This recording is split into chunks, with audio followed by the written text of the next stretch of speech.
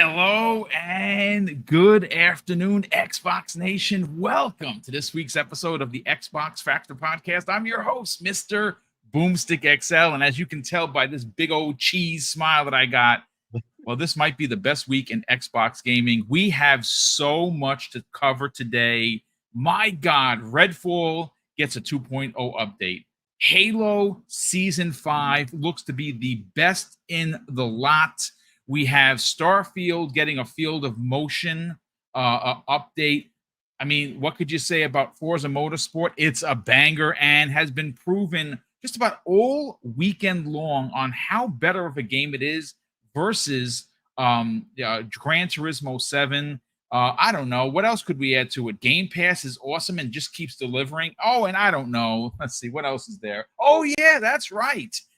ABK potentially closing this Friday afternoon. And Colt Eastwood, great friend of mine, great friend of this community, dropped a pretty big nugget last night on XNC with the mag. And my God, if this comes to reality, if this comes to fruition, the salt mines will be open 24/7 as they have been.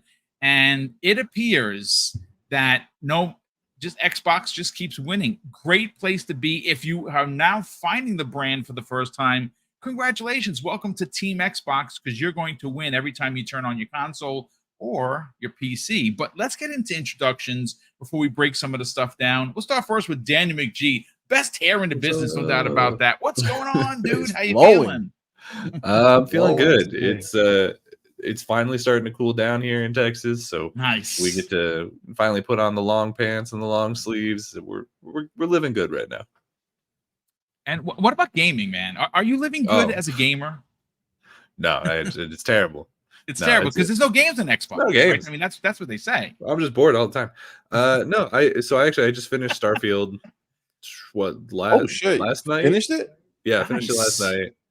Nice, and then I started. Well, I guess it wasn't last night. It was like yesterday morning. And then I started in on Age of Empires 4 because I missed that when it dropped into Game Pass. So I've been starting on that. Starfield, real good. I've definitely run into more bugs than it seems like most people did, but I'm having a good ass time with it. Had a good ass time with it, I should say. Yeah, I'm in the midst of four or five games. It is a problem. I normally dislike it, but it's just so much to play. You're going to see some Redfall. This is new footage that I recorded yesterday. I am close now, folks. Shun me, throw stones. Well, actually, don't throw stones because they hurt. Boo this man, if you will.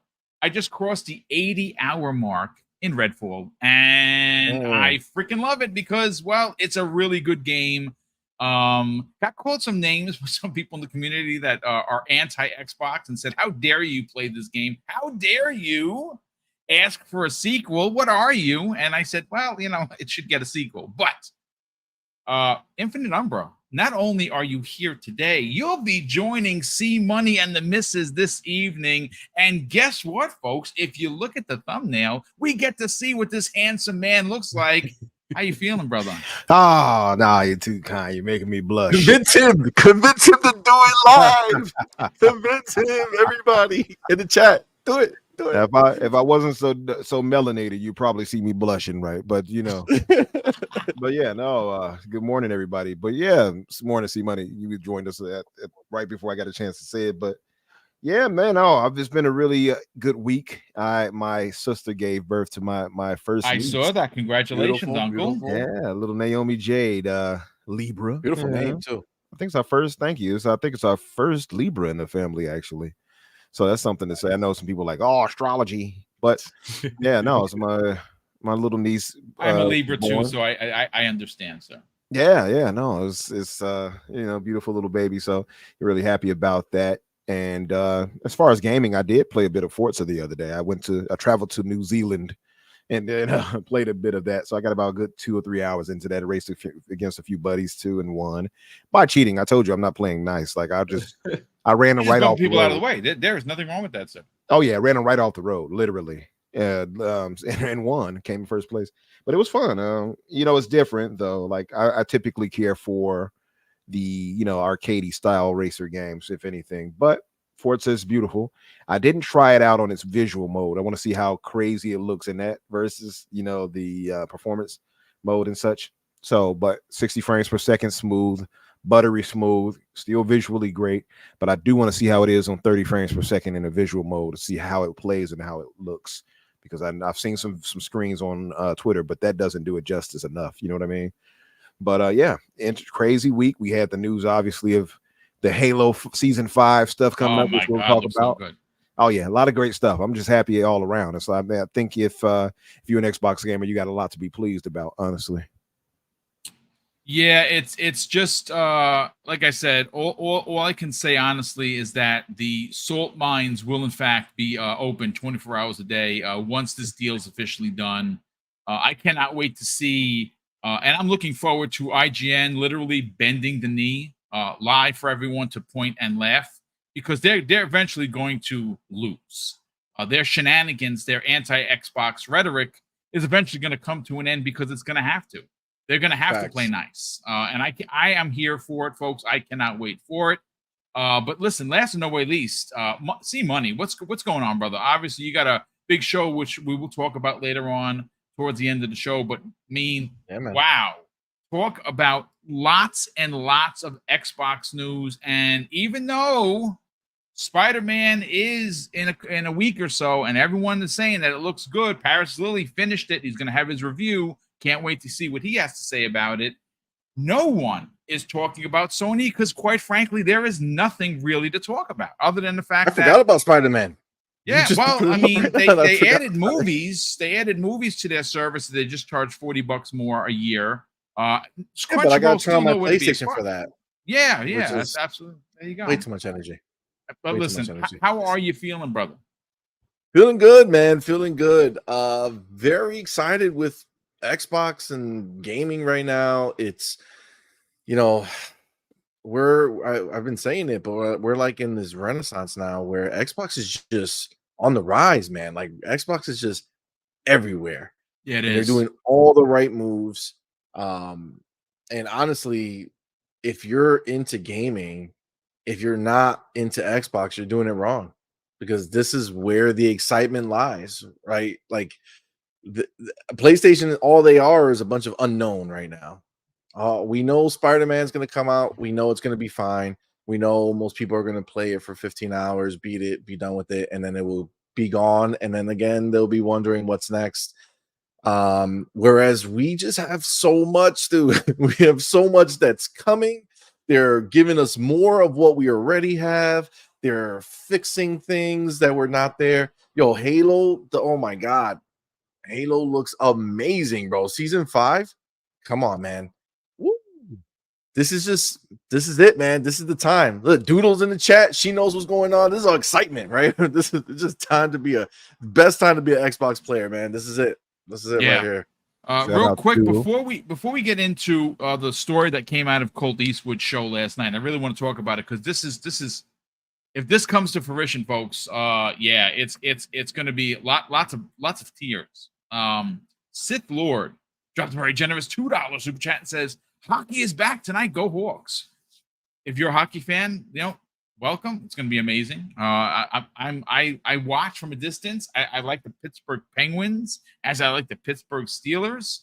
I've been a Penguins fan for years. I just don't really watch the sport as much as diehard hockey fans. I'm more of an NFL kind of guy. Jacob Novick drops a very generous $2 super chat and says, PlayStation just announced 2 new PS5 consoles via Twitter. Yes, I actually just saw that and confirmed that, Jacob. Thank you so much. They are their slim versions, folks. Did they? They had literally, it says here, smaller design with full power. What? PlayStation 5 experience. Full details on model options at the PlayStation blog. No pricing difference, though. At least not from the blog I'm looking at. This was posted by Senior Director of SIE Content Communications, Sid Schumann. This was posted maybe 15 minutes ago. They are the slim versions, folks. And here we go. What happened to the power? Slim, to be honest with you. What's Like, that? I'm looking at them right now. They don't look that slim. Unless they're just like tiny versions of the same look. You know what It I'm says saying? here the new PlayStation 5 has been reduced in volume by more than Looks like they're 30% and weighs 18% less for the digital model and 18% for the disc model, 24% in weight distribution for the digital version.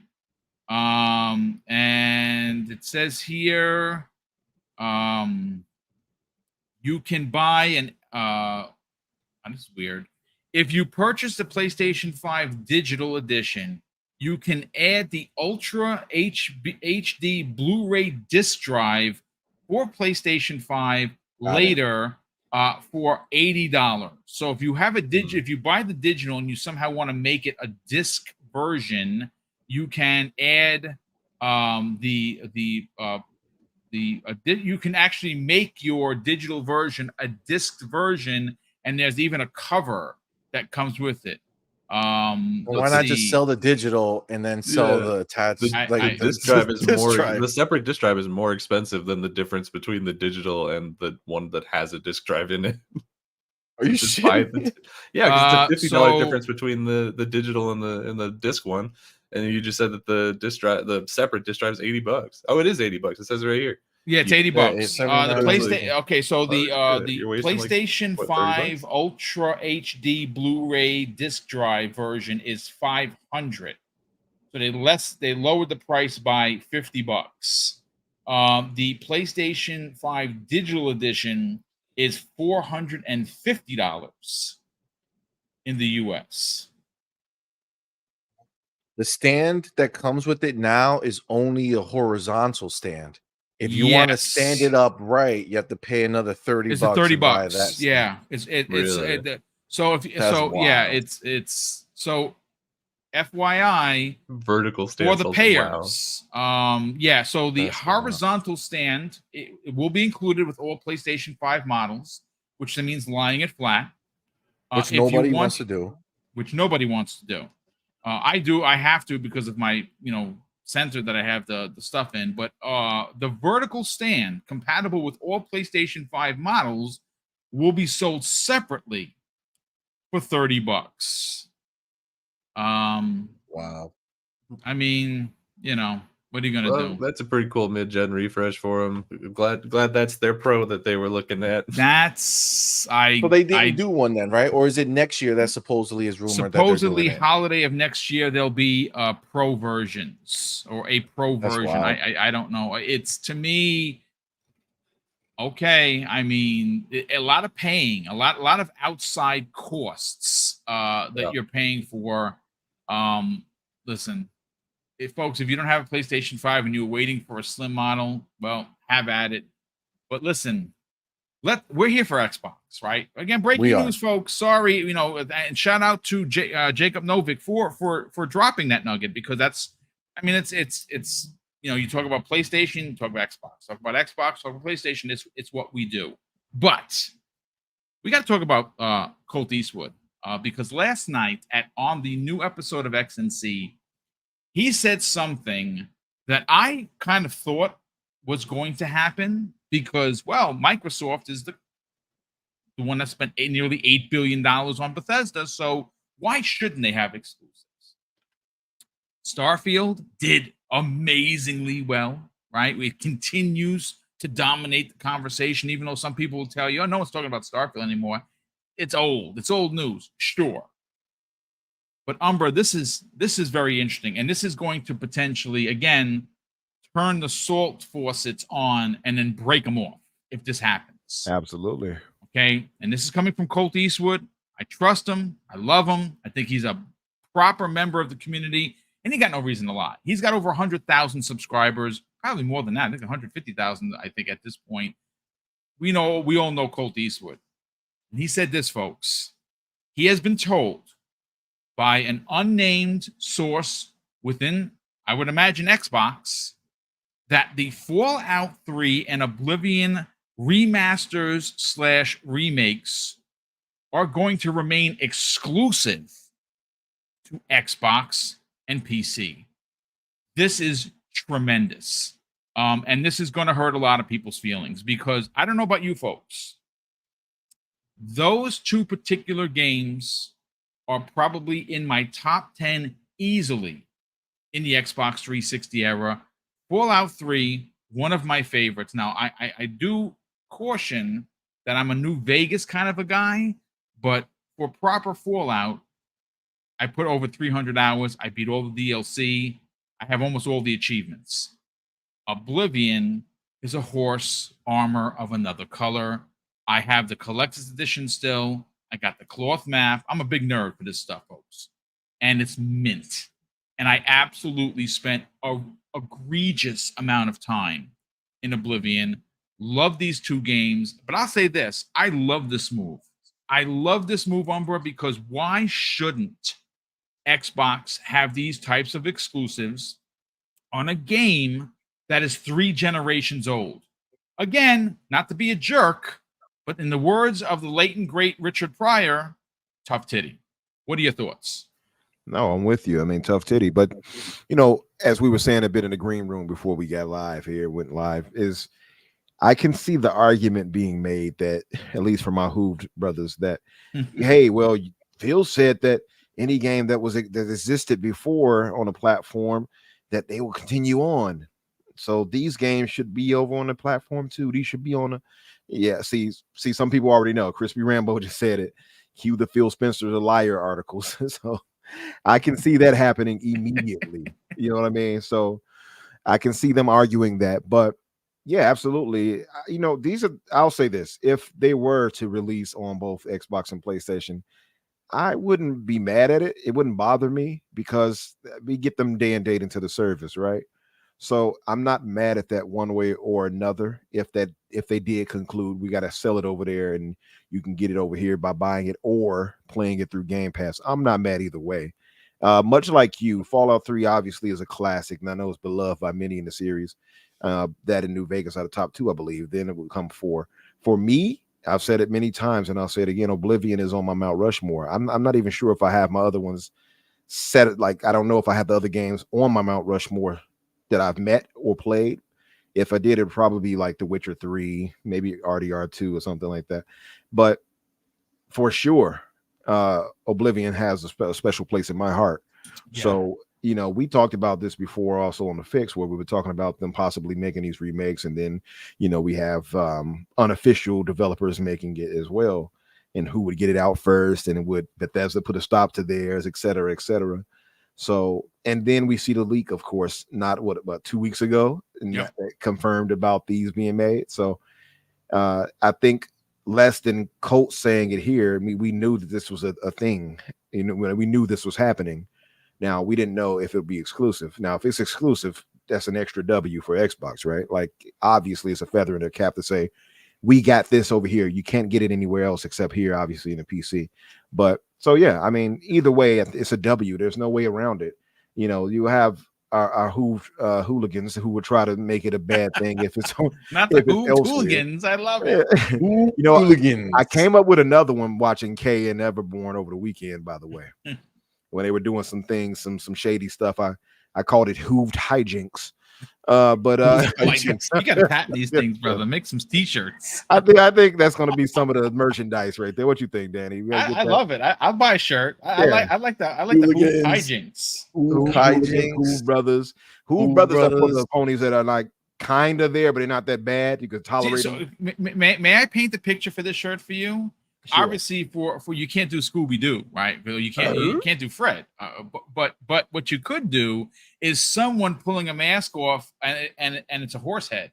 That would be amazing. Yeah. Hooved hijinks. Hooved Boiled hijinks. again. Yeah. Yeah, the hooved hijinks are for those who spoil games and stuff like that, where they try to spoil Starfield and such. But no, like seriously, like it's a feather in the cap of Xbox, no matter which way it goes. If it's exclusive, it's a W. We're either way, we're getting it day and date into that service, and I'm assuming many of us will buy it outright. I know I would buy the remake for Oblivion, so it is what it is for me. It's a W either way. I just think Colt confirming it as far as it being exclusive obviously it's a big deal, but we had a serious inkling that this was happening. So I'm happy with it. I'm content with it. Well, I mean, listen, it's just another. You said it. It's if it turns out to be for real, if this actually does come to fruition, one of my favorite words, then this is going to be a giant W in many ways for the Xbox community. And folks, we're gonna we're gonna hit a point, Daniel McGee, that regardless of what the media tries to do to keep Xbox down, it's just going to be about the games, right? Like that is we're going to let the games do the talking. And it has been this year alone. Like I said, okay, maybe Redfall isn't in your top 100 of the year. And you know what? It had a tremendous amount of shortcomings. The update is fantastic. I really think you should give it a shot. I put a ridiculous amount of time in this weekend because I rolled another character. I'm using Remy. She's amazing. And I'm really enjoying myself. So maybe, again, I'm not selling the game to you. It's in Game Pass. I don't have to. But this year has been ridiculous for Xbox and will continue. And the cherry on top, folks, is ABK. And then there might be some extra, like chocolate syrup on top of that when we get to the Game Awards and they show something that we didn't know was coming. It's going to be ridiculous. But Daniel McGee, let's talk Oblivion. It is an Xbox 360 classic. Fallout 3, also a very a classic. Now, granted, both of these titles were on PlayStation, but these games are 3 generations old, and there are a lot of people defending Phil because obviously there's Umber is right. There's going to be the Phil lied article, which are going to come in abundance, but these games are old. They are remakes of games that do not exist on the PlayStation 4. They weren't released during the PlayStation 4. They were not released during the PlayStation 5. And a lot of fans, including myself and Umber, are looking forward to these remakes. What are your takes on this potentially being exclusive? I mean, I think it's probably the right move to make. Like, if you're going to spend all that money to get something, then you should make the most of it, right? And it's sort of this weird situation where we're still sort of trying to figure out if it is a remaster or a remake. If it is a remaster, then I don't know that it necessarily needs to exist, depending on how big of a remaster it is, just because you're already getting a better version of that game right now just by loading it up on your Series X. It's going to run faster and better and all that. So unless they're going to do something dramatically different with it, or add some quality of life features or something, I don't know that a remaster is really enough. But if it's a remake, then yeah, absolutely, keep it to yourself. Why not? PlayStation's been doing that for the whole generation. Obviously with the things they own, Demon Souls and the Shadow of the Colossus, but also they've just been buying up exclusivity for Silent Hill, and we thought KOTOR for a while, and Final Fantasy VII, obviously. This is old hat. And then even if it is just a remaster, but it's a I don't know, a bigger one, I guess, one that exceeds what the backwards compatibility does for those games, then it's okay, well, again, we look at the thing that just happened with Red Dead, where Red Dead just got a big update for PS5, but it didn't come over to the original Red Dead, but then it didn't come over to Xbox for no reason. It's all right, cool. So I guess nobody wants to support Xbox, so Xbox just has to go out and support themselves. It's tough, I guess, for people who are on the other side of things, but it's just look, if people are going to try and box Xbox out of the industry and are going to try and keep things away from them in one way or another, then it's their prerogative to take the things that they now own and keep it away from the other people. That's just how this works. It's not necessarily great, but it's what's gonna happen. Well, I mean, listen, we've seen Sony do it to great success with and you said it, boxing out Xbox. We know that they have anti-Xbox contracts. We're going to make this exclusive. If it's a remake, whatever, it's fine. People cheered that on. The game industry cheered that on. Mm-hmm. Well, now we have information And again, we don't know when these games are going to release. We don't know how long they've been in development. Have they? I actually think you're onto something when you say they're going to be remakes to some extent, because a remaster would give you, I kind of think, what you're going to get now on the X. And why would you charge for that? Right? Like, why would you put that? I mean, these are classic IP that have a significant following, and you want to put your best foot forward. Remakes, I don't know if they're going to be on the level of a Final Fantasy VII. I don't know if they're going to be on the level of a Resident Evil 2 or 3 or 4 for that matter. If they were, though, oh my God, the giant W is just going to be 10 times fold. But listen, before we bring in C Money, let me catch up on the super chats. We got a member chat here from Drawn TJ, who's been a channel member for 2 months. Brother, thank you so much for that. He says, hi guys, Jez seems to think that we will get a huge drop of old ABK games. Everyone, please hit the like button. Thank you so much for that. And yes, I would imagine, they're aiming for that. They're working towards that if they haven't already been working towards it. It makes sense. If the deal closes this week, I don't know. I know Phil Spencer had some things to say about, it's not a matter of just flipping a switch. They have to actually do some work behind the scenes. I have his direct quote regarding it. And obviously you see the title where, it's really up in the air whether or not there is enough time actually to get Modern Warfare 3 into Game Pass. I was talking with Umber, and he brought up a lot of great points. I don't know if there's enough time. Let's say, hypothetically, the deal closes this Friday. CMA comes out sometime this week and says, yep, we're good. We'll take the concessions. They sign the deal. Ink dries. Microsoft owns ABK. It's done. Is there enough time from its release that's in November? I don't make games, so I couldn't honestly tell you. I don't know what it takes to do that. Yeah. I will say that it would be pretty epic, man, if at some point it's announced that isn't Game Pass. Like, that's just crazy. But my thinking on it, Boom, is, as I said the last time we talked about it, was I feel like, to me, Microsoft and Phil might be saying, well, we can't just flip a switch, which, okay, cool. But the game is going to be in your platform. So why can't you exactly just put it into Game Pass? I think, yeah, there's some paperwork in the background that needs to be done, but it's yours. So what would that matter? I think if anything, Microsoft is kind of double dipping and saying, hey, we're going to get this last little hurrah out the way and get the money we can from it. Yep. As far as sales go, pure sales. And then next year, which we'll get to, of course, in this discussion later, but I think that's when they'll go ahead and go, every Call of Duty that's released will come straight to Game Pass. It's a W either way it goes. There's no loss here for us. Honestly, there's no negative here. Yeah, whether we get Call of Duty proper, this year or next year, at some point next year, you're going to get Modern Warfare 3 if it's not this year, along with, January could very well, they could leverage the starting new year with Diablo 4. And we have a quote actually from Activision Blizzard's Twitter account that kind of really paints a picture.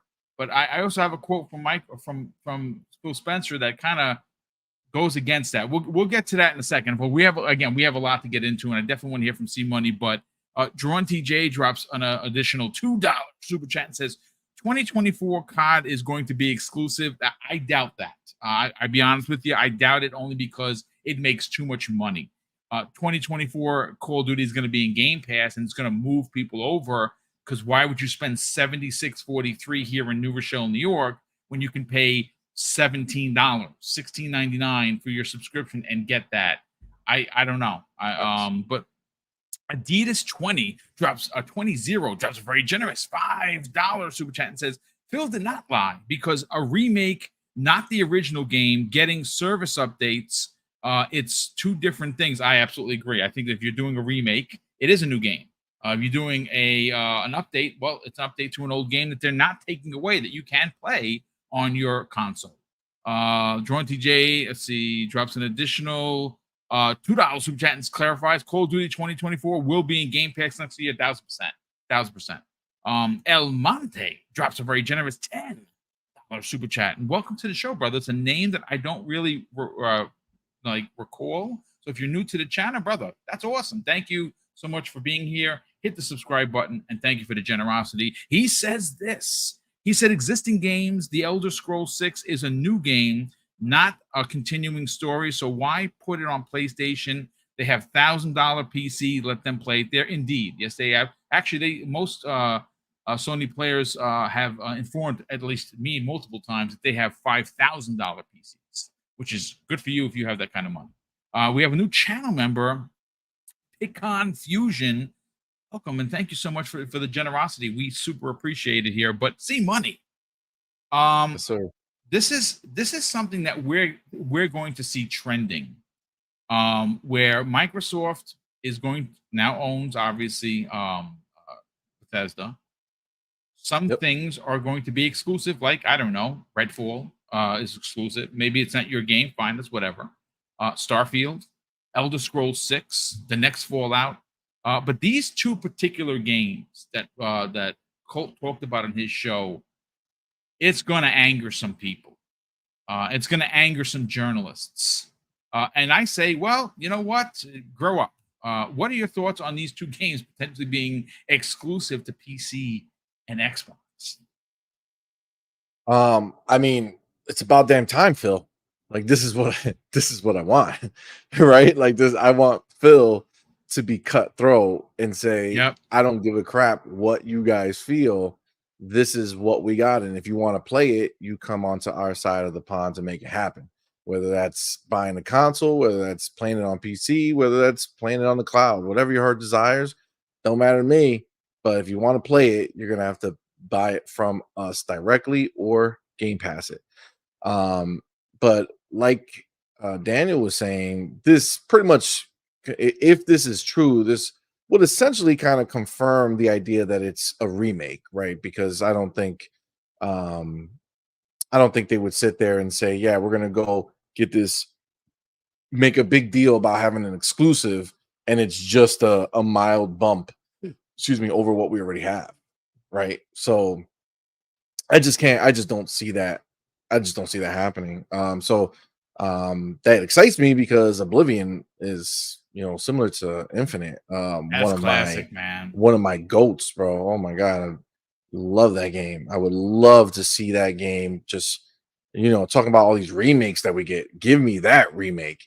I want to see that in today's fidelity, baby. Like looking the way ridiculous. that games look today. An Unreal Engine, perhaps. Unreal Engine, probably not. They probably can do Creation Engine 2.0. You know what? 2.0 will work on it just fine. I'll take that. Yep. 2.0 looks great. But yeah, I do. I really look forward to that idea because that would be amazing. As far as Fallout 3 is concerned, fun fact for me, I never even played it. So I would love to actually experience it in today's version of what that game would be. I went through a period where I wasn't like Fallout. I didn't even know the game came out, to be honest with you, in the beginning when it first released. It just wasn't something I was thinking about because I had no previous Fallout.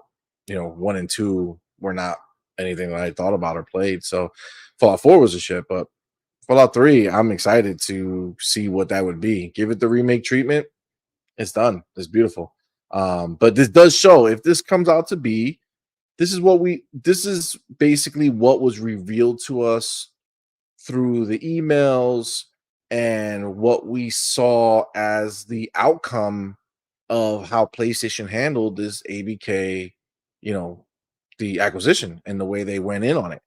Right. So this is a direct result of that. We saw in the background in the emails that, Phil, Matt Booty, they're gangster. They're not like they're not timid. They just know how to talk and out to the public to make everybody feel like they're kumbaya. But I figure he looks at it now and says, listen, everybody knows, the cat's out the bag. they know how we roll now. So now let's lean into it. And yeah, just listen, play Xbox games belong on Xbox. If I don't look at this as a legacy game because first of all, Oblivion released as a exclusive on 360. Initially, it wasn't exclusive for Xbox 360. Yes, with its horse, its $5 horse armor as well. So yeah, absolutely. Yeah, they did absolutely. But yeah, so I mean, this is an old game being remade. So a remake is a new game for them. You know what I'm saying? If they were doing a remaster, then I would see it coming everywhere, right? Like I would see it them putting it everywhere because they're remastering it. And the PlayStation fans would need it more than us at that point if that was the case, because at least we got the auto upgrade that the You know what? console Here's gives the us. thing. Can I add some context to it? Because folks, first of all, we got 600 people here, which is amazing. So thank you Hit the so like much. button. Yes, please. And for the love of Joe, we're trying to get to 14,000 subscribers. And you know what's crazy? I'm stuck at 13, like 497 for like a week. Like we've gotten no new subscribers. I'm a little perplexed. I put out 5 shows a week, and we don't use hate mongering to sell it. We have fun here. We laugh, we joke, put out a lot of content. I did an amazing, at least I thought it was an amazing. I don't really do reviews. I went back and I watched, and I'm like, I wish there was a couple of points I wish I would have made, but the Forza Motorsport, which of course I was tasked to review, thanks to Microsoft, Turn 10 Studios, and Xbox. Up tier, Please check it man. out. Absolutely. See, money.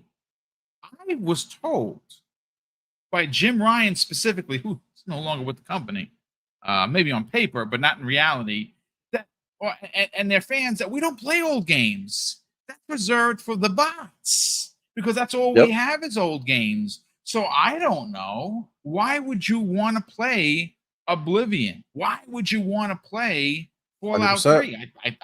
You guys told me that you don't play old games. I'm just saying. It's true. It's true. What they meant was, you know what? old games that only they have access to. If we have access, okay, that's to the only, caveat. Gotcha. then they care. Right. Yeah. Honestly, I can't wait. You know, I am really enjoying the pony tiers. I love every time I put a post up when I see one of them in there. It's just like, cry, little pony, cry. Yeah. It's so good. It's so satisfying. It really is. I'll be like getting to a whole new level with it. I didn't know how much joy it could bring, but it is. It is. After letting them be up on that high horse for so long. I see what you did there. Hashtag horse. I see it. That's right. They were up on their high horse. Now they're tiny. Now that they fell off and they're just grazing out there. Nobody even knows what they're doing. They're just wondering and hoping that somebody says they got a game coming soon. I don't know. I'm really digging it. I'm very excited for the future of Xbox, and especially if they keep doing things like this and keeping with what we know should be done, which is Xbox games, Xbox first party. That's where you are. You bring your games to us. We get to enjoy them. Ponies want to come play, sure, buy an Xbox, subscribe to Game Pass, play on their PC, whatever you gotta do, don't matter. But yeah, I'm down for the gatekeeping. Let's do it. Let's bring it in, man. I'm ready. You know what? Let's transition over to, of course, what we're talking about. Call of Duty, which of course is going to become actual first party software. It's going to remain multi-plat, but it's going to be first party by end of week, right? Well, look, I brought you because I'm all about bringing the evidence to the conversation, just so you can't say I'm trying to skew it in some way. Now, this was posted, gentlemen, by Activision Blizzard, October 9th. It has 3.2 million views because, well, it's Activision Blizzard and, well, it's Call of Duty. And this is what they had to say, folks. It's awesome to see anticipation building for Call of Duty Modern Warfare 3.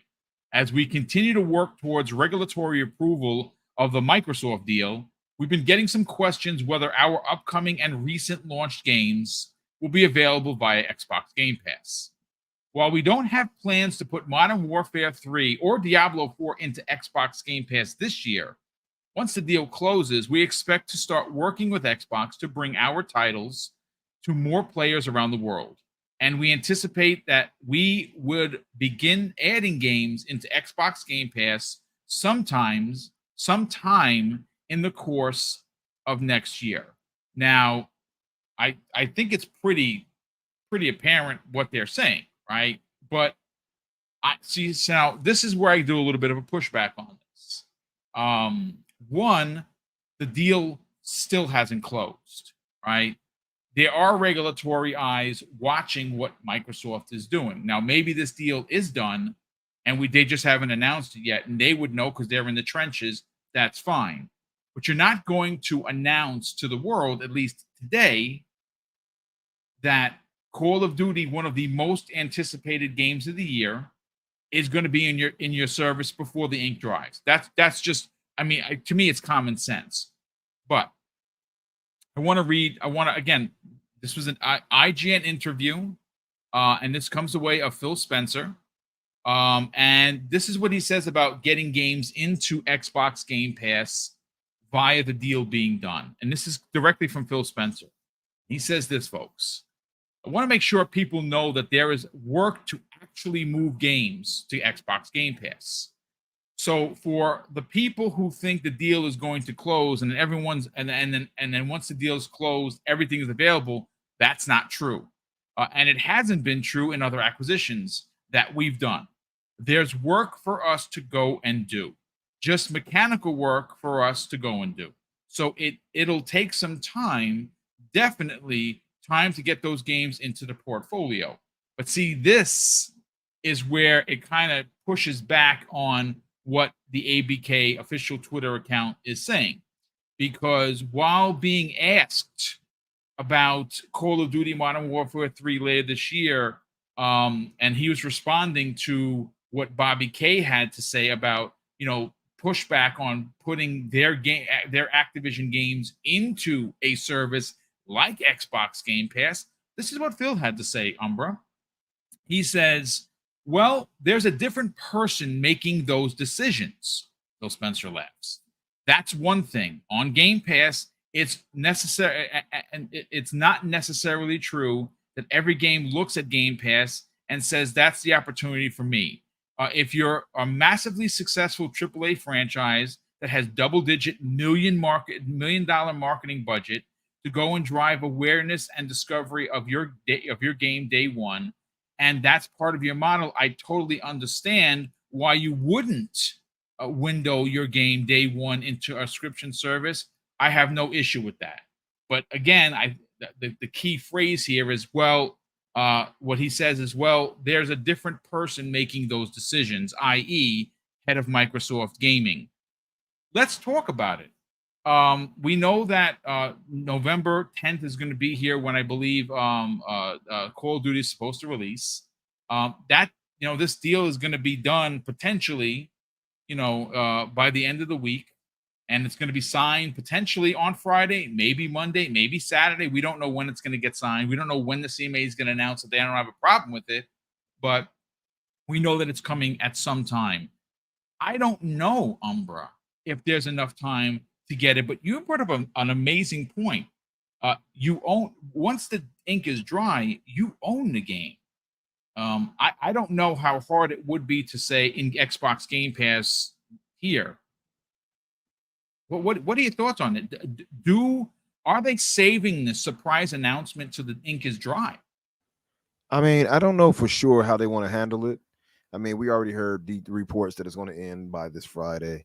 I don't think Microsoft is interested in dragging this on any further. I don't think it's going to be I doubt it. Yeah, and I don't think it's going to be any delays to that. We still see people in the background trying to work out some stuff and stop it. Of course, the FTC doing an in-house thing sometime soon. Like, I just don't think there's no stopping it now at this point. The judge ruled. Corley, I believe, ruled in their favor. That's over with. CMA have come to the table. They've all bent the knee. It's a done deal. I'm more interested in seeing how soon games will come to the service due to it. Now we're hearing details or rumors, rather, at least from like Jez Corden, that they'll hit as soon as the deal is done. That's the stuff I'm more interested in. The whole back and forth, the legality, I couldn't care less about at this point anymore. We have been doing this Perry Mason act for the better part of a year and a half. So I'm all Perry Masoned out. The only thing I need are these games. All I need is in my life is seeing me and my game friend. Give me these games. So yeah, that I just wonder what we'll get. That's the speculation I would lead to. What do we get immediately? Because I imagine they're not going to put, at least they're not going to drown us with a bunch of games out at the onset. I'm going to guess we'll get past Call of Duty titles, which is a W. If you get past Call of Duty titles coming straight to the service, yeah, it's a W. Especially if they manage to throw in maybe 2019's Call of Duty. Great game. I played it. Shout out to TJ who actually gifted me that. I owe you one, brother. So stuff like that. Add those to the services. We were talking in the chat a while ago. Everybody was talking about Tony Hawk. Bring those types of games and put it into that. We were talking about how they can do, a remake, so to speak, of the past games, and I called it Tony Hawk Rebirth, where they can put all games into a more modern setting, and past skateboarders and things of that nature, or as G maybe called it, Tony Hawk Legacy, stuff like that. That's what I'm interested in. At the end of the day, I think that's what we're all more interested in, is what games do we get out of this. So I'm just wondering, even like Truly says, Transformers, what games can we get out of this? What licenses do they have to work out? And what can immediately be put into the service? I would imagine possibly past Diablos can be brought in. Maybe part 2 and 3 can be brought right to the service. I imagine, past Call of Duties, obviously. That, to me, I think Call of Duty is the most obvious, and I think it's the most valued one that would be added initially, at least, just because the pricing for a lot of these games are still kind of high. If you can get some of these more modern ones in there, that's a major W. Again, if you get 2019, I don't expect them to get the more recent ones, like obviously the one coming this year. I just don't expect that to happen, especially with Sony having marketing rights. But next year, however, I do believe we'll be getting that. And I'm sure you guys may have seen Ryan McCaffrey's tweet about what we can expect next year on the service. If you have not, it's very promising, right? So you talk about Stalker 2. He talks about Replaced. He talks about Avowed. He talks about Modern Warfare, Gulf War, Call of Duty.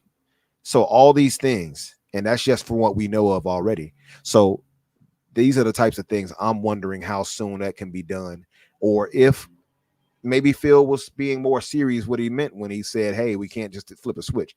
Maybe we'll have to wait a while. But I imagine if we do, I imagine by December of this year, they'll figure something out to put that into the service, because I think it's a missed opportunity if you don't get something after all this strife that you all went through and that we've gone through as Perry Masons in this thing, to not get something put into the service by the end of this year to capitalize off of it. It's the holiday season. It will be, in my opinion, foolish of them not to capitalize off that and have it. They may not be able to use Call of Duty on their boxes right now because of the Sony's marketing, but you can still say, hey, we have all these past Call of Duty games launching into the service this holiday. I think, especially if they, announce it, let's say at the VGAs, maybe they don't announce it immediately. Maybe they'll tease us with a few games here and there, like for this Friday. They'll say, hey, you'll get this, you can get that. Maybe you can get Crash Bandicoot, the entire trilogy or something like that. Or maybe you can get all the Spyros, True Crimes or something. I don't know, but I think if they manage to get any of these Call of Duties, especially any of the modern ones, if they get the modern remakes like 2019, for instance, I think that's a W personally. Yeah. So well, I mean, we're gonna listen. We're a couple days away from the deal being consummated. It's going to be signed. It's going to be done. There's not going to be any shenanigans. I'm looking forward to when the ink actually dries, what announcements are going to happen. Like I said, there's going to be a lot of people trying to, figure out a way. Because I see some people are like, "Oh, well, Call of Duty is going to become trash." I doubt it. Same team is making it. It's just their ownership is a much larger corporation. That's all. That's the typical fear mongering that our Who brothers do. I saw a guy in the chat. He got sniped. Of course, I helped snipe him.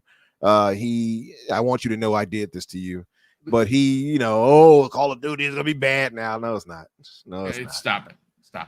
Yeah, it's fine. I guess if again, this would be a horse of another color. pun intended, if this was Sony buying them, which we know that they just can't do. Daniel McGee, again, we hear from the official Twitter account of Activision Blizzard, and they're kind of like, I guess, giving us the heads up. Don't expect these games this year. And I think that's what they have to say because the deal isn't signed yet. I just think, and hear me out here from a businessman's perspective, folks. This is not a bot. I'm actually, let's talk business. Microsoft has a service that they want to sell you, and they've already sold it to us, right? We know that they're over 30 million, right? We've already been sold the service, but we're coming up on the holiday season for gamings, right? For games across the multiple platforms. And Xbox has a lot of really big games right now that are going to attract new consumers, new customers. But we got to call a spade a spade. Is a Redfall, a Forza Motorsport, or a Starfield, are they as known or as big as a Call of Duty? The answer is no, they're not. But if I was a business kind of a guy, I understand that you want to sell these games because you're going to make more money by selling them. But Microsoft's business is different. They want to sell you on the platform where it gives you the ability to play anywhere you want to play. But on the back end of that, they have a service where all of their first-party games go. It would be a mic drop kind of a moment that before Call of Duty is released on Xbox, they make some sort of announcement that, hey, folks, the deal is done. We're so excited to now have Activision titles as a part of Xbox. One of our first big moves is we're dropping Call of Duty Modern Warfare 3 into Xbox Game Pass day and date. And again, I don't know, can they legally do it? Is Sony under contract because this deal got delayed 3 extra months? I don't know the finite points because I don't have the contract in front of me. But I'm just saying that from a businessman's point of view, if you wanted to move consoles, you wanted to move your service this holiday season, what better way to tell the people that they could play a Call of Duty for the price of $16.99 a month? I'm just saying. What are your thoughts? Yeah, I mean, it would definitely be huge. I think that there's 2 things we can look at from the past and sort of get an idea of what to expect from this. Is obviously the speed at which they put all of the Bethesda games into Game Pass after that deal got finalized, which was, I think, like a week. Like, it was pretty fast. And I think they added more later as they figured it out. And I do think that that's sort of what we're going to see this time. Is there's going to be a lot of games that are already ready to go, and they'll probably drop those in there like pretty much day one, maybe not literally day one, but like really soon after they finalize it. And then, he said that there is some work to be done. And I think that that's definitely true. I think when he says that, he's talking about either waiting out or buying out the contracts that like PlayStation has for like, hey, these things can't go into Game Pass, because for some reason they always love to make the deals where it's like, hey, if you launch your game on PlayStation, then it can't go into Game Pass for 6 months. You're like, whatever it is. Because they just really love being petty over there. So they probably have to wait out those or buy them out or whatever. Like, there's all the rumors of Jim Ryan not wanting to continue to market Call of Duty because it's not, it's his opponent's first party game now. It's like, does that mean that we'll be allowed to get it in day one? Maybe. Will he hold on to it for just long enough to not let it go in day one? Also, maybe. I guess it's not Jim Ryan anymore. It's Hiroki Totoki, but still. There's some questions to be asked there. And then I think also when he says that there's some work to be done, I think he's talking about maybe backwards compatibility for some of the older titles that aren't currently backwards compatible, because Activision has, of course, a huge library of previous games that could be brought forward. Someone in the chat earlier said the Tony Hawk Underground games. And yeah, I'd love to see those moved up. That'd be great. So yeah, I think there is a lot of sort of waiting that we're going to have to do for a lot of these titles. I think that it's going to be things that are newer and still on contract to say that they can't come to play or can't come to Game Pass, and then things that are really old and need a little bit of help to get running on the platform. I think that's really what it's going to be. There's also the possibility that they don't drop everything that Activision has into Game Pass all at the same time, because quite frankly, like their catalog is ridiculous. Like it's really big, and so it may genuinely be better for them to spread that out over like 4 or 5 months or something, just to continuously get people excited to be like, we're adding 10 new Activision games this month. We're adding 15 this month. Like that might be something that they do just as a way to like keep people subscribed, because it's always something that they're going to be looking to do. And then the other aspect of this is when we're looking specifically at the Call of Duty games, I think that while I do think they will add all of them to Game Pass, I don't know that they're going to keep the servers on for all of them. I think that that's what it was, a couple months back when they reactivated the servers for pretty much all of the Call of Duty games. I think they were testing to see which ones people would gravitate to and which ones people would actually play, and they'll keep those servers back up. But ones that people didn't play during that time period, I think that there's a solid chance that we don't see the servers for those get turned back on unless they're like demanded for. I do think that there's definitely some things where they're trying to figure out like where does it make sense to spend the money on like bringing these games forward or reactivating their online servers or things like that. And I think that's what he means by all that. I mean, listen, we time is gonna tell, but it's I'll put it this way: it's looking really green for moving forward for Xbox and its fans. See money. Look, I said this to Everborn Saga this morning.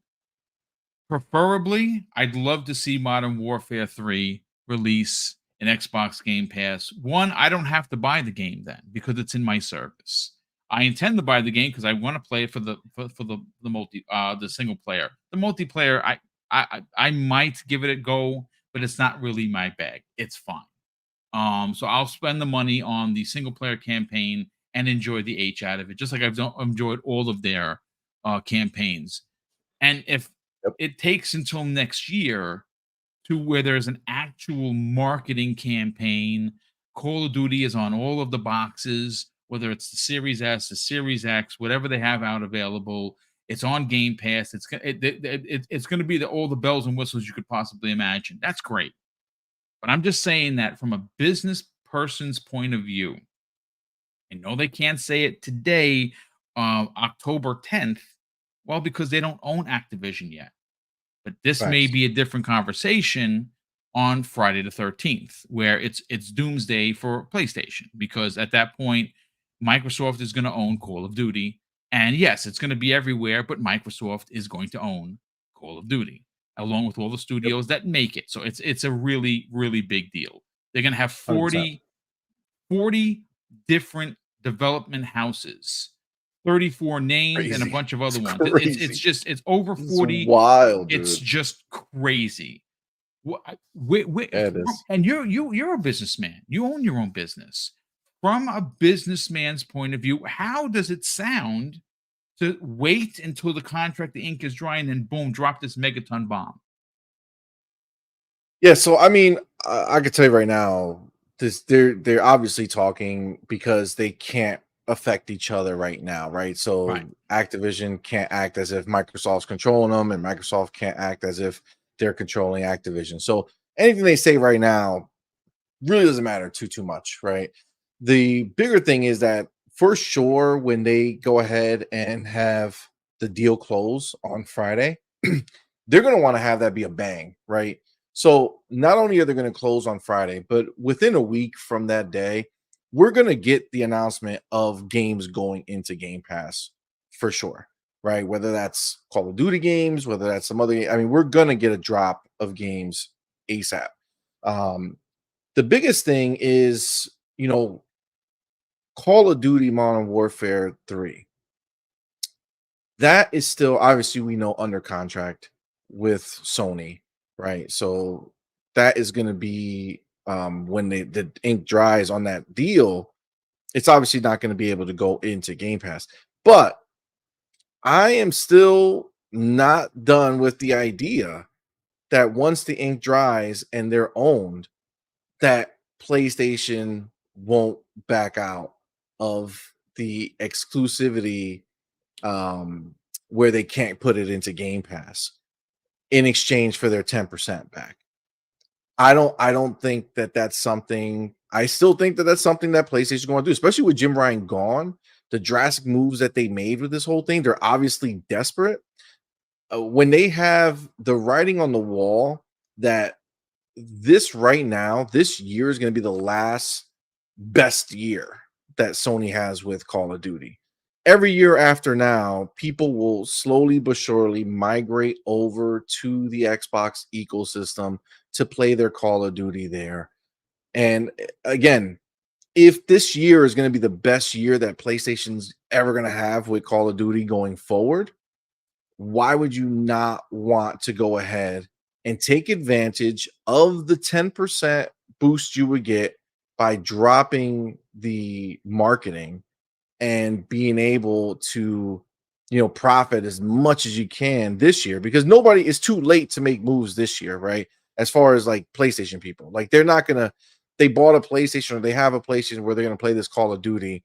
They're not gonna magically just go out and say, fuck it, let me go buy an Xbox and I'll play it there on Game Pass. I mean, it's possible, but most likely they're not. So why not go ahead, take advantage, and go ahead and get that extra money?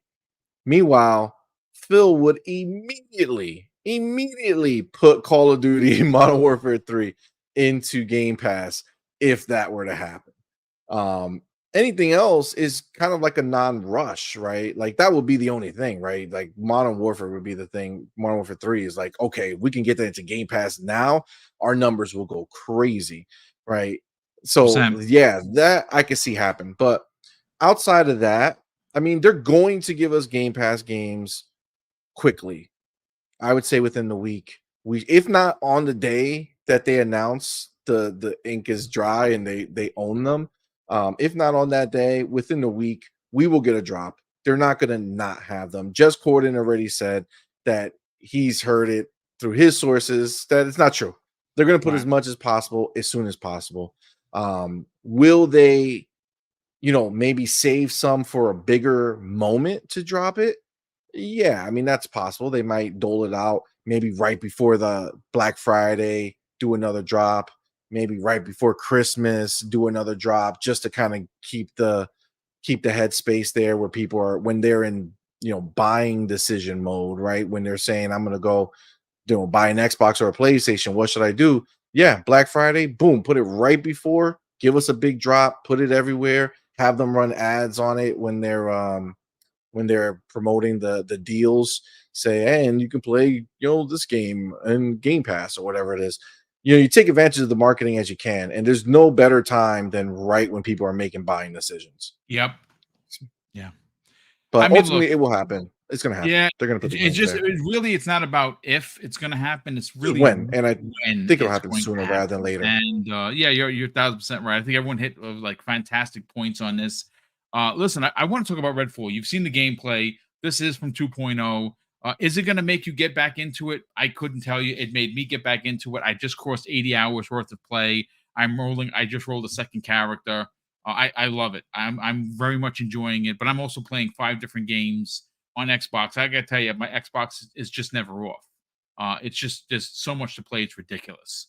And I have Ubisoft Plus, so I didn't pay for Assassin's Creed, quote unquote. I just downloaded it, and it's just Assassin's Creed Mirage is phenomenal, which I'm going to show you some footage that I recorded. It's really good. It's really, really good. But let me catch up on Super Chats, and we're going to get into Redfall, and I want to talk about this Halo update because, folks, I don't know how many times you have watched the Season 5 trailer. I've watched it half a dozen times, and there's a lot to unpack there. I think this seems, and Umbra's going to get into it as well. I know he's a big fan of it. This seems to be like that season that is going to potentially bring back people because it looks phenomenal. A couple of new maps. Firefight is returning, which I mean, why not? Right? Firefight is freaking amazing. Well, we'll get into that momentarily. I wonder, Boom, would you be willing to play the trailer for it while we talk? You know what? I will. Yes, I will download it and I will play. I'll just screen share and I will give me a second. Okay. In fact, you know what? We'll get into that momentarily. But Drawn TJ drops an additional $5 super chat and says Ryan McCaffrey said Black Ops Gulf War will be an Xbox Game Pass next year. Not a surprise. This is going to be the trend moving forward. And like I know there's going to be a lot of pushback on people. Well, I'm not selling my PlayStation. No one's asking you to. Don't sell your PlayStation. That's ridiculous. Go out and, like I said, play on your rig that you said you had. Play on your Samsung TV. Play on your your wherever you want to play. You can play these games. You don't have to buy the box. You can just subscribe to Xbox Game Pass and play anywhere you want. If you have, like I said, if you have a really good PC, you don't need to buy an Xbox. Just play it on Xbox Game Pass for PC. You're golden. Or if you want to play on your PlayStation, feel free. As long as you make sure to pay up to to feel in Xbox, feel free. They don't care where the money comes from. Right. If you want to be subscribed, which I believe is the smarter decision, then do that. But if you want to buy it and support the devs, I use quotation fingers as I do that, then do that too. Yeah, absolutely. Support the devs, support Xbox, help us get some new studios and more acquisitions. That's what I say. Every time you buy an Xbox game, you do realize that you're helping pave the way for additional studios to be acquired, potentially publishers. I'm just saying that it's the way of the force. Sorry. Adidas 20 drops a very generous additional $5 super chat and says new Call of Duty games will go into Xbox Game Pass in November of 2024 when Sony loses the marketing. This is going on what Jim Ryan said. I don't think they have marketing rights. I think they have current marketing rights now because you see them advertising what they about the beta and everything, but I don't know if that ends as soon as the deal is signed. I don't know. We will know. It's when just Microsoft for this game too. It's just for this game. Moving forward, so it's not so much a time frame; it's more just for this game, like this particular game. Yeah. Even if they don't cancel the deal, then it's only for this one. Whatever the next game is free from this deal. So, yeah, absolutely. Highlander 001 drops a very generous $10 super chat and says, "Afternoon, Boom and Panel. I'm not sure when Modern Warfare 3 comes to Game Pass, but I guess that it will depend on when the new contract kicks in. As far as other games, that will be up to Phil Spencer. I think that they are, and we've talked about this, they're preparing. I think that the writing is there, folks. It's on the wall. They know they're going to own Activision. They have been preparing to get these games in the Xbox Game Pass. We don't know Modern Warfare 3. Again, we'll know by week's end. I wouldn't announce anything now until the ink dried. When we own it, then we can make those conversations." Jacob Novik drops an additional $2 super chat and says, "If people say Phil lied, ask EU who corrected the FTC." Well, there you go. Fantastic. Highlander 001 drops an additional $5 super chat and says, "When Microsoft closed the ZeniMax acquisition on March 9th, and all of the games were added to Game Pass on March 12th, except for 3 games. So there was a quick turnaround. Absolutely. That's a fantastic point. Within the week, going down. Xbox South Coast. What's going on? Welcome to the program, and thank you for the very generous $2 super chat and says, "What will Xbox do with Lulu? Hopefully give her a higher position because, well, I mean, what's to say about what would you say about Lulu other than she is awesome?" Maybe she'll take over for Bobby. You never know. I don't know if that's I don't have a problem with her. I'm all for it. I think she'd be a fantastic fit, and she would do a great job. Jason Mack said, "Send Lulu to his house." Oh wow, sir! Oh god, she's a married woman. She's a married woman. Yes, Plus, and her husband's I want her to come to me looking first. dude too. So yeah, there you go. There's that. She probably makes a lot of money as well. Listen, let's talk Redfall, gentlemen. Okay, again, when this game came out, it was half-baked, right? It is what it was, right? There's no denying it. I put 50 hours in before beating it, and I loved every minute of it. I'm not capping for the game. The game was missing a lot. Game, for a lot of people, was a 5 out of 10. For me, it's definitely a little higher than that, but that's fine. Here we are. They delivered the 60 frames mode that they promised, which is what you see it running in right now. There are kill animations for when you do stealth kills. That was not there. The game is running and looking fantastic. I put a ton of pictures. You're seeing the gameplay in front of you. Maybe this doesn't get you back or even consider picking up a controller, Umber. That's fine. But it's in Game Pass. There's no, if you have the service, you can just download it. If you think it sucks, well, then you think it sucks. I'm not going to try and change your opinion on it. But they did deliver on the promise of 60 frames and the additional kill animation and a bunch of really big quality of life things. What are your thoughts on this, man? I mean, I give them credit for this, right? Because I had no earthly idea they would come out this fast with this update. I don't think any of us did. Much like Wilfrey Rosario in the chat says, IGN made a tweet about it saying, when will we get this, et cetera, et cetera. And they deleted it like cowards. They had to delete it. They had it to was delete like the same day or something. Like literally like cowards. So, So I think none of us saw that coming, right? Which is a pleasant surprise. Kudos to the team for doing it. Mhm. We heard behind the scenes rumors. Of course, they didn't even want to work on Redfall. So this is what you get when you don't want to work on something. You know what I mean? This is not something they were passionate about. Right. But I would say that it does bother me simply for the fact that it was a 5-month turnaround. Yeah, It would have just delayed this game until now, to October. What a difference this would have made, right? Yeah, Now but it you wouldn't got- have survived now, bro. I mean, like- maybe not, because there's like so many titles. Yeah, you like- got Starfield, you got like a million big bangers that are True. third I mean, party but coming they could out. have even delayed it into next year. They could They would have. have been fine. Like they had plenty of games coming out this year that it would have been fine. I agree. They Um, could have even delayed it to the next year. But I That's think the maybe thing. the reason they put it out was they were just like, we want to get Arcane working on Arcane games again. Because I imagine whoever's working on these updates and stuff is probably not the full team. That's Granted, fair. they lost a bunch of people too, so I don't know. I'm sure that They probably didn't want to invest made too much sense. more into it in that way. I'm either. sure it made sense to them at the time, but from the outside, it's like, you probably especially with could've just held on hindsight, to right?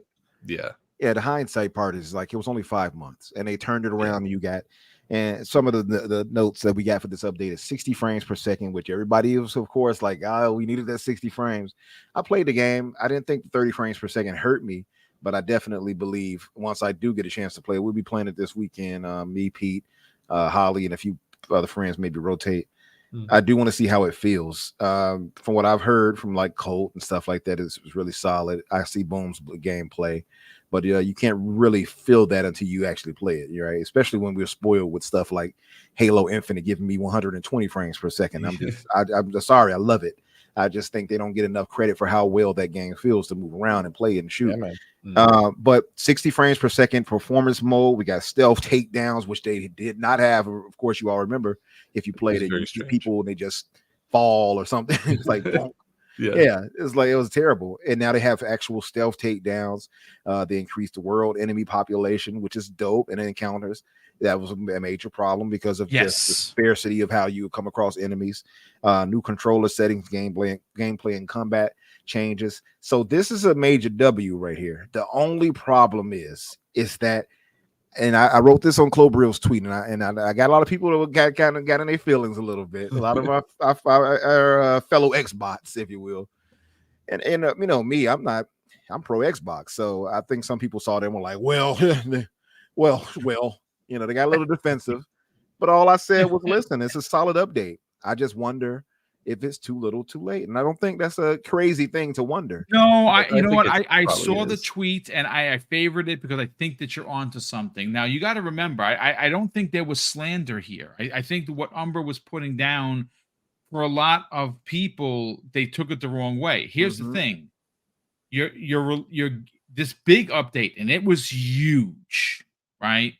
Got me to jump back in because I've really, really enjoyed my time with Redfall in its early stage. So I needed to see what the update was for my own personal love of the game. I love the game. I'm not going to sit and lie to you. I'm not capping for Arcane. They're not giving me a dime. I like the game. Okay, fine. But it's also releasing at a time where Motorsport is out. Spider-Man's going to release. Call of Duty's around the corner. Starfield is still in everyone's. I mean, there's literally so many games. Is it going to make a difference? I don't know if it's going to find an audience. I don't know if it's going to be, oh, look at those numbers. They're up there. Yeah. Personally, this is just me. This game has significant bones to build on. Now, I don't know if they want to continue this franchise. I think it's going to be a sad day when we never see Redfall again. That's just me coming from a fan of the game. It's going to be disappointing. I think there's enough here that if they gave the team enough time to really hunker down on what they're good at, and that's making a single player story, maybe a sequel can remove the multiplayer and be a single player banger. Maybe, and I don't know because I'm not a developer, they can, with time and a AAA development budget, can, of course, deliver both. I don't know, but I would love to see this a sequel. That's just me. I know I wouldn't be opposed to that, right? I'm all for it. Like if the team is really for that. Now, of course, we just hearing rumors that they didn't really care for this. They didn't want to do this because they're a single player story driven. That's the biggest problem. That's the biggest problem. They weren't about this. This was we all know the era that this came from. Bethesda was hurting. They had their single player campaign, like, single player games. We need to save single player game, all that fun stuff, right? That was 1 year. Then that failed because all their good games that came out, highly rated, no one bought them.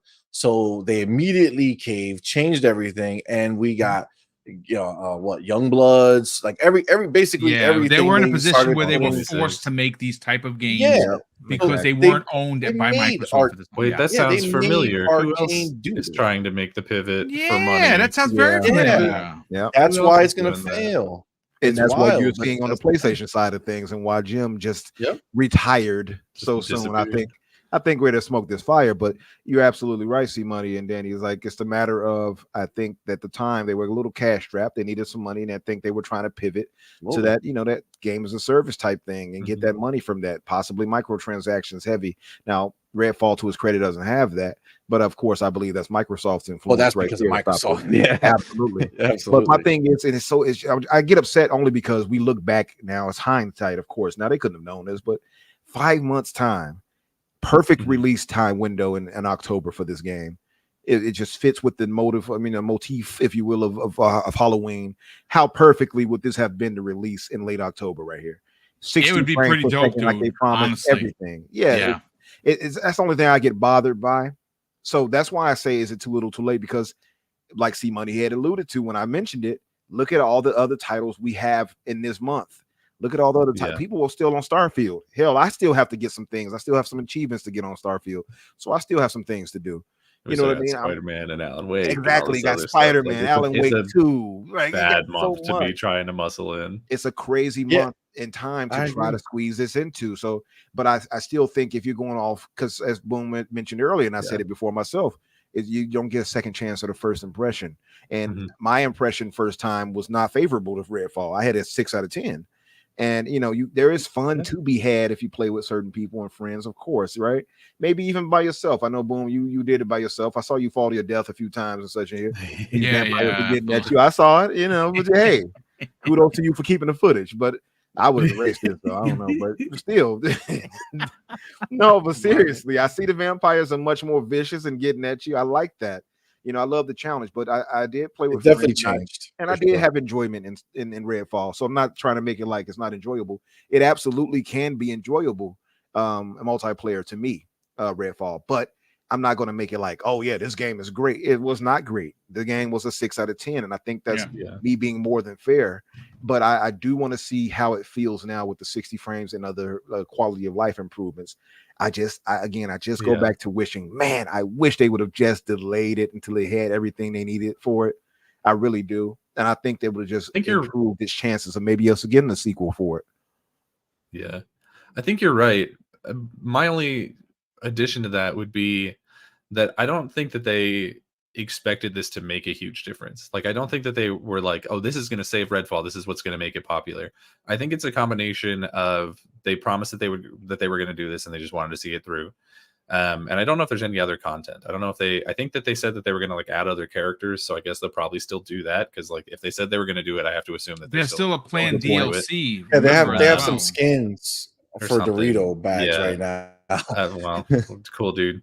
Yeah, But right. but yeah, so I have to assume that they'll see through the promises that they made because that's what Xbox does. That's what they've always done. So they'll probably continue to do that. But I think there's also an aspect of it where we saw nearing the end of the Redfall development cycle that a ton of people left Arcane. And so Yes. I think they're having, you know, a situation down there where they're trying to figure out like what are their steps going forward. And they're probably hiring back up to try and get that team back together, back into a working place. And maybe actually not even maybe it's definitely easier for them to go in and try and correct the problems with this game right now, while they figure out what that direction is, instead of just like immediately jumping back into the next game. You know what I mean? Um, and so I think that this is just like we're bringing in all these new people. We're going to have them look at Redfall and see what they can do with it, while the people at the top sort of lick their wounds and figure out what I think specifically Arcane Austin. This is Austin who did this, right? Yes, that is correct. Yep. Specifically, what Arcane Austin, you know, what they look like going forward, because they were the people who made Prey, and in my opinion, that's the best Arcane game that they've like the best game that Arcane either studio has ever made. So hopefully, they go to that. Hopefully, they make more of that. That's what I want. But yeah, I think they're just trying to figure out what they are now. No, that's a good Yeah. point. And like you said, if somebody gave a suggestion, I forgot who it was now. I think I forgot. It was Dunn. I think Dunn.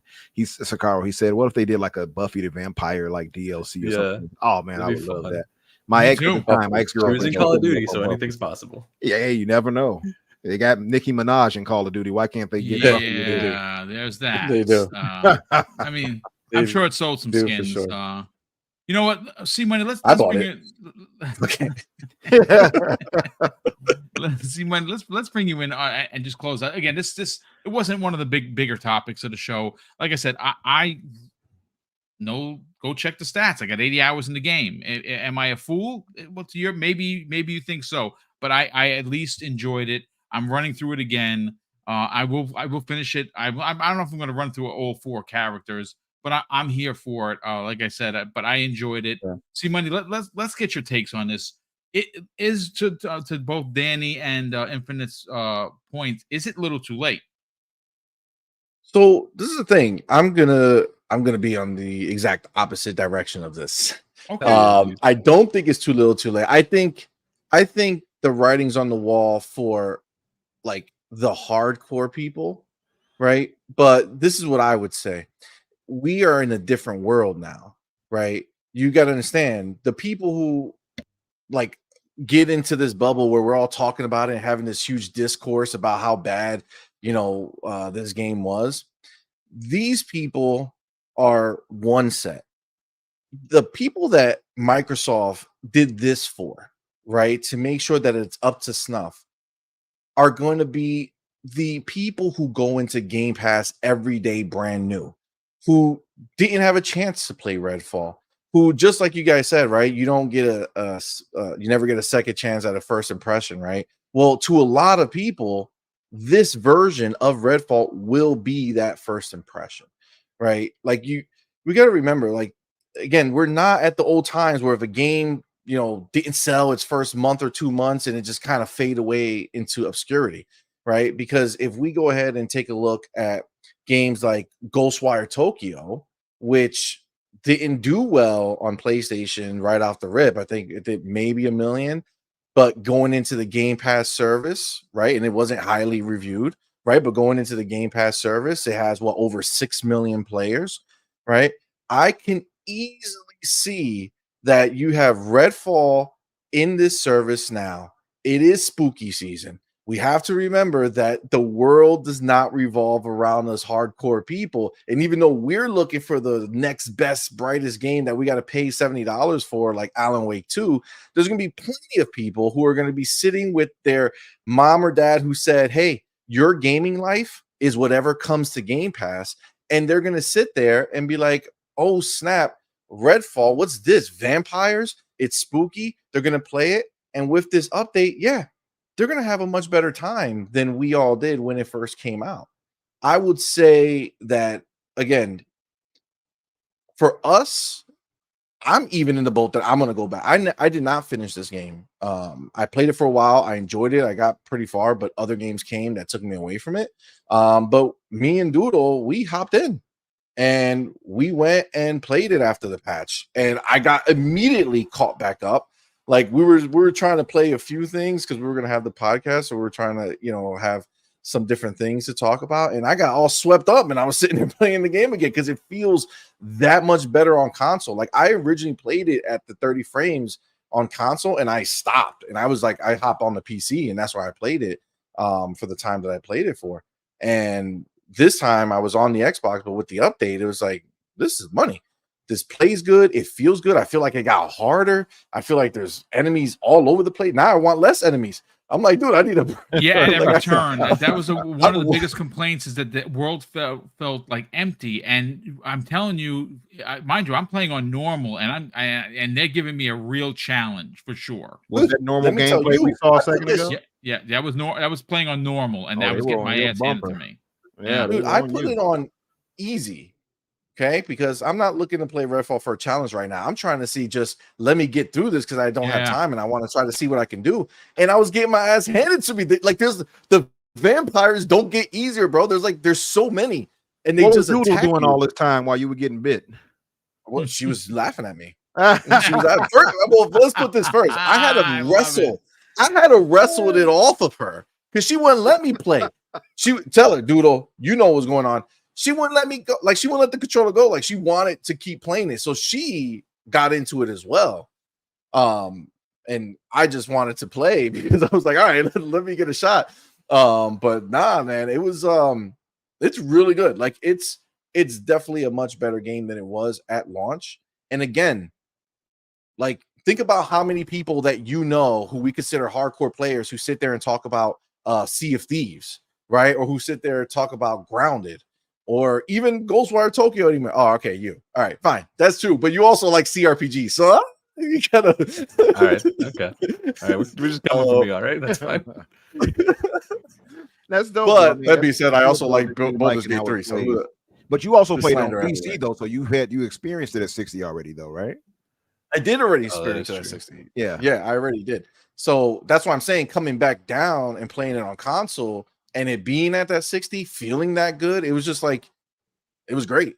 But I just feel like this game will be a game that in a year or whatever, we'll see the image go up from Clobril because they announced that there's, 8 million or 10 million or 15 million people who've played this game. And I mean, I got to tell you, in a world where PlayStation 5 makes these amazing bangers, but on average, their games only sell like 8 million copies when you take their lowest performing and their highest performing. I mean, to have a game like Ghostwire Tokyo be at 6 mil, again, once this is out there, spooky season, people are going to play it. It'll get its group of players who want it. Now, as far as Arcane moving on from this, yeah, I don't think we'll see a Redfall 2 unless there's like a massive like resurgence. Like if there's 20 million people playing it on Game Pass, then maybe that'll make them look at it. But I feel like at this point, Arcane is going to, like you guys said, they have to rehire, right? They're going to be building back up. I don't think you want to go into it saying, hey, come work for us. We're going to take a second swing at Redfall. You know what I'm saying? Like, I don't think that. I agree. I don't think that's the selling point, unfortunately. Yeah. If there is a Redfall 2, it will only be because it does blow up on Game Pass and it would be something later done.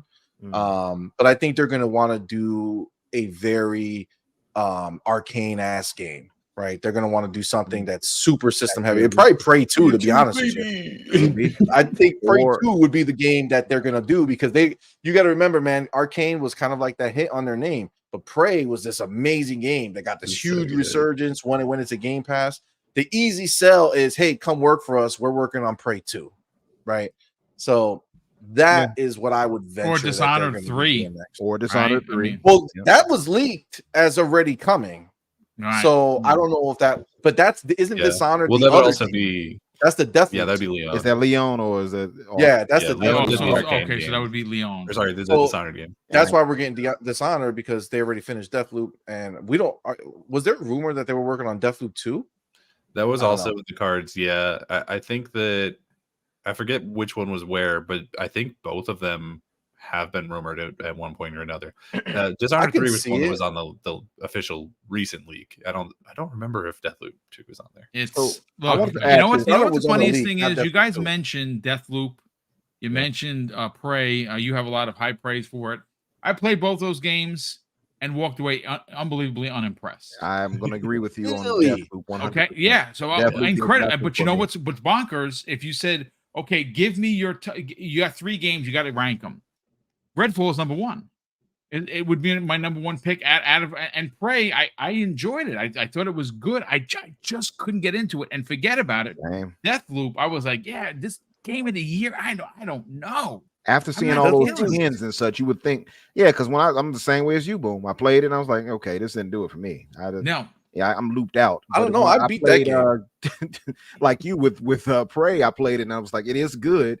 I just couldn't get all the way into it at the time. Maybe I got to go back, but yeah, I will say conversely, Ghostwire Tokyo caught me immediately. let me tell I you, enjoyed Ghostwire Ghostwire. Tokyo is Ghostwire going to is be really in good. my. It's going to be in my top 10, but I can tell you right now, sneak peek, it's going to be my top 5. Yeah, I enjoyed it. Really solid. Absolutely adored it, and we know that they're making a sequel, which is freaking phenomenal, which I'm very happy about. But yeah, listen, at the end of the day, the Redfalls update is there for you to try out. There is a 60 frame mode. There's a bunch of bells and whistles that you can add to it. Is it a little too late? Well, maybe for you it is. I played through it some more. I put about maybe 15 hours over the weekend. I'm still playing it. As you can see now, you got some Assassin's Creed Mirage, which looks so good. I did not know. Yo, that outfit is fire. Now, Yeah, I have okay, not so seen here's the thing, folks. though. I have zero money, zero problem spending money. This outfit. Oh, is this from the item shop? This is from the Oh, you item bought shop. this? I bought it. I do. I bought the horse that looks like a demonic creature. I got my bird that looks like it as well. Listen, folks, I got this for my $17 a month, and I don't mind spending the $15, which is what I spent. I spent $15 on the DLC. I don't mind, because guess what? You know what paid for it? Microsoft reward points. I didn't spend 1 penny, and I still have near 100,000 points right now, folks. So I was like, oh, that, and you know something which is terrible? I know I'm a part of the horse armor problem. There's another outfit that's $10 that he's a djinn. And oh my God, it looks so good. I'm like, well, I can only wear one outfit at a time, so I'm gonna roll with this. But what's dope about this outfit, and yes, I spent the money, folks. Again, I didn't spend any real world money because I used points. But when you stealth kill somebody, that's gamer math right there. It is gamer math. I didn't spend any real world money. Spend that point on a gift card or something. But sure. when you stealth kill someone with this outfit, they disintegrate, they burn up, and there's no body to hide. That's fire. So I'm sorry, I am a part of the problem, but you know what? It's okay. It's okay. It's I'm a sucker for skins, bro. I tell you right now, like I'm a skin sucker. I'm sorry. That sounds like that's a pause right there. The pause. Wait a minute. That's a big old pause right there. What I say? Hey. You said that ironically and too quick. Hold on. Oh my But God! No, listen, like the thing is, this does give me. Somebody said it in the chat. I think it was Pragmatic. He said it gives him Aladdin vibes. It does kind of give me. There is. Listen, by the way, when you get the game, one of the DLCs that's not available, one of the missions is the 40 Thieves, which is awesome. Yes, I cannot wait to get into it. I'm about maybe 5 or 6 hours in, maybe a little bit more. Yeah, it is. My problem with the Assassin's Creeds, as they have always been, is I love the map. I'm a map guy, which is why I really like Ghostwire Tokyo. Right? Yeah. It's just a lot to do. I keep going to these treasure chests and finding new equipment. I keep saving people. The side missions are crazy. I'm thoroughly enjoying this. But what I want to talk about next, gentlemen, is but boom. Before you go, I wanted to read one thing. Yeah, big guy. So speaking of Clobro, because you mentioned him a minute ago. Speaking of Redfall and all the things that Xbox are doing, I just wanted to read his tweet here because I was like, I think when you look at it all in like totality, you kind of get a bigger picture of an appreciation for what Xbox is doing. He said Xbox Studios are seriously cooking right now. He says Starfield and updates, Forza Motorsport, Halo Infinite Season 5 and Firefight, Horizon 5 Dia de Muertos, I can't roll my R properly like our Hispanic brothers. Sea of Thieves Season 10, Redfall Update 2, State of Decay 2, Curveball, Minecraft Legends and Myths, Age of Empires 4, The Sultan's Ascend, Fallout 76, Atlantic City, upcoming Grounded update, a new way to play, upcoming Killer Instinct anniversary update. Like all these things right here that they're doing, which goes back into what C Money was saying on how he can see Redfall rebounding. So Yeah. I'm only wondering if it's too little too late, only because of other games, and that I know attention spans for gamers, we move on and we move We forward. do. So It's that's true. why I wonder that, but I will give Microsoft their credit that they've done so much that they don't get enough credit for when it comes to supporting their games. So stuff like this is really encouraging to me as a Xbox gamer. Yeah, do me a favor, drop that into the DM so I could check that out, because I didn't even see that. And that's when you break it down that way, it really does give you an idea of what Microsoft is doing and what Xbox Game Studios is actually doing with their current IP, and is supporting them left, right, and center. You cannot ask for a better way of your, again, maybe it's not your platform of choice, but you cannot argue that they are doing a lot of work with current franchises. This is not counting what they're doing on the back end of what new is coming out. And there's a lot coming next year for sure. But what I want to do is I'm going to pause the footage for a hot second, and I do have the Halo Infinite launch season 5 launch trailer, folks. You got to check it out. It's literally phenomenal. Let me just do a screen share here. Get over there, and here it is. Share. Let me just make that screen big. Get into back here. Let me play the footage. Okay, check it out, folks. This is really good, man. It looks. This is going to bring a lot of people back. Now, mind you, I don't know if there's any music, but I do have it. The music pause, but just check it out.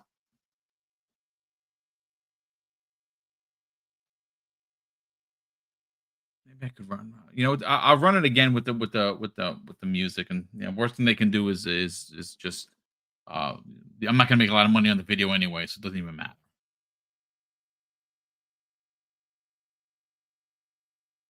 Check this out. Look at that. You're like in a mine. Dope. And so you can target the crystals that they use inside of the needler, and it'll fire out people. Look at the flood based spark. Yes, dude. Looks crazy. You see the flood Halloween gun? You see that? Yeah. Little yip yap jumped out of the little pod right there. Little yip yap.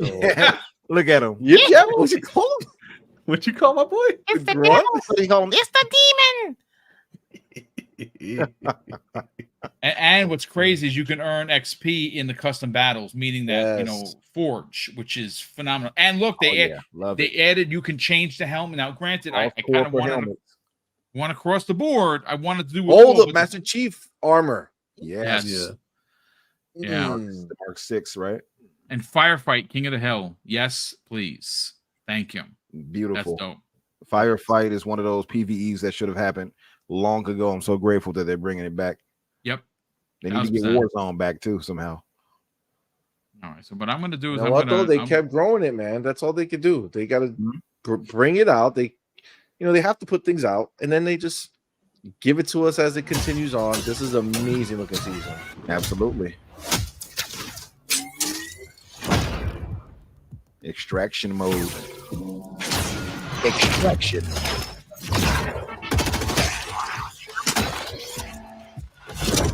That's dope, dude. I really like the death burst for the flood one. I like it you too. Kill the guy and it sprouts out. Yep. Yeah. I like that logo.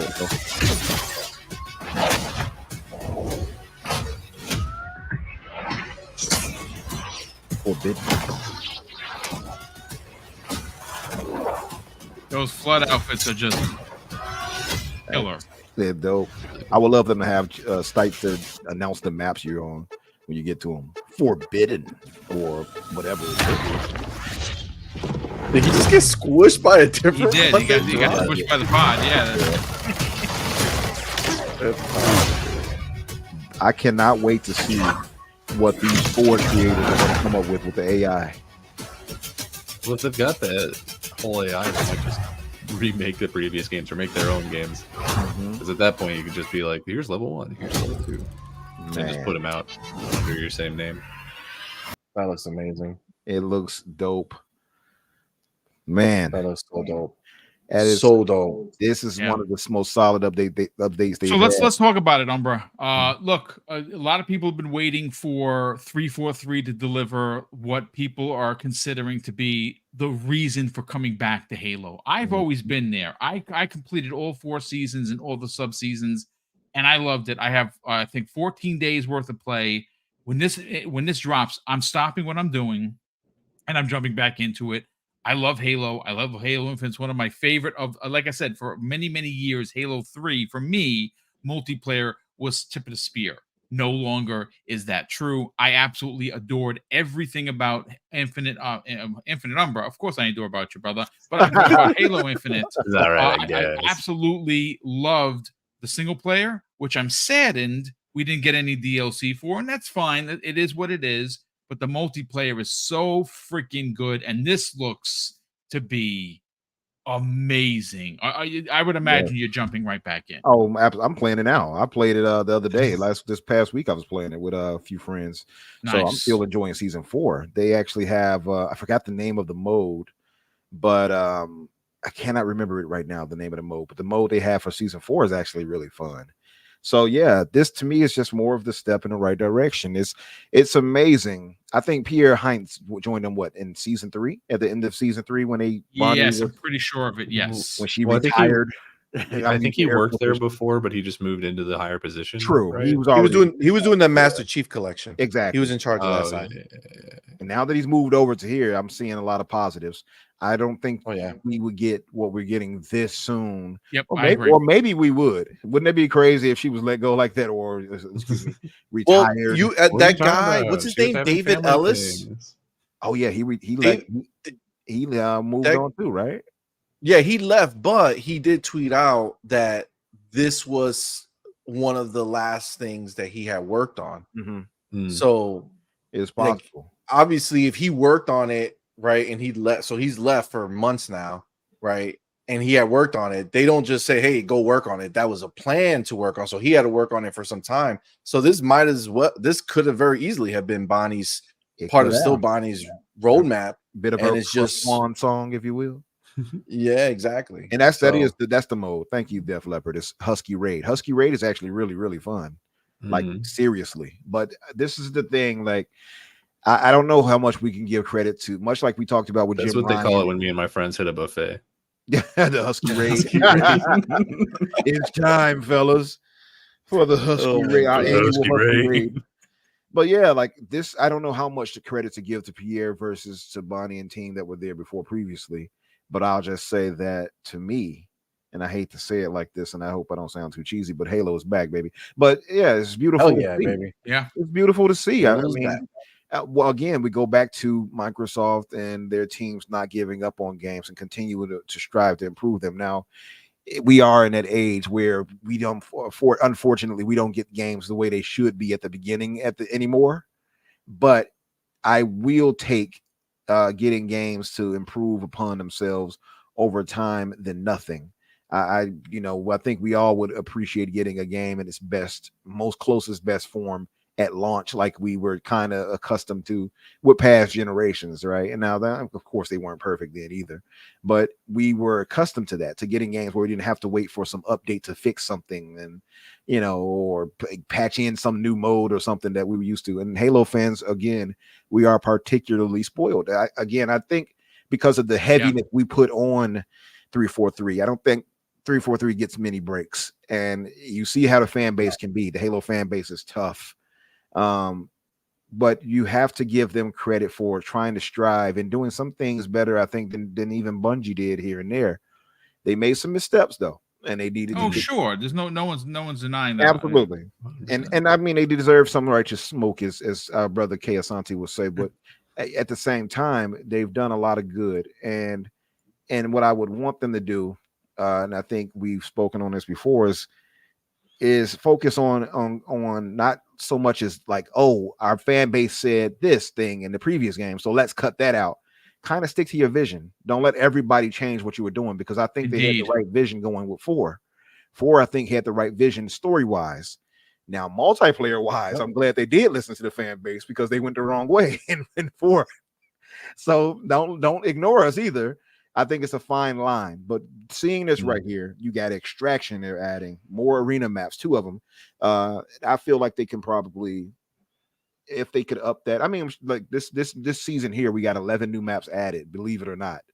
11 maps, not only from them, but creator ones, but Forge maps from the fan base. That is how they need to continue going. So this new season should produce the same amount, if not, close to. You got the flood theme customization that we saw.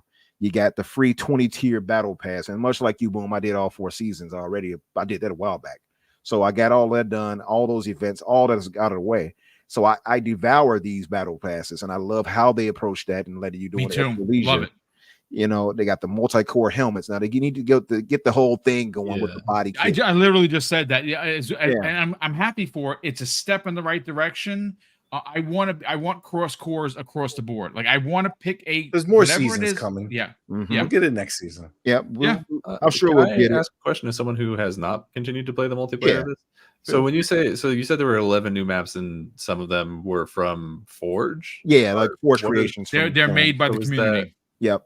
So they're like officially, like, are they put into like ranked matches? Those maps? Yes. So they're like officially recognized.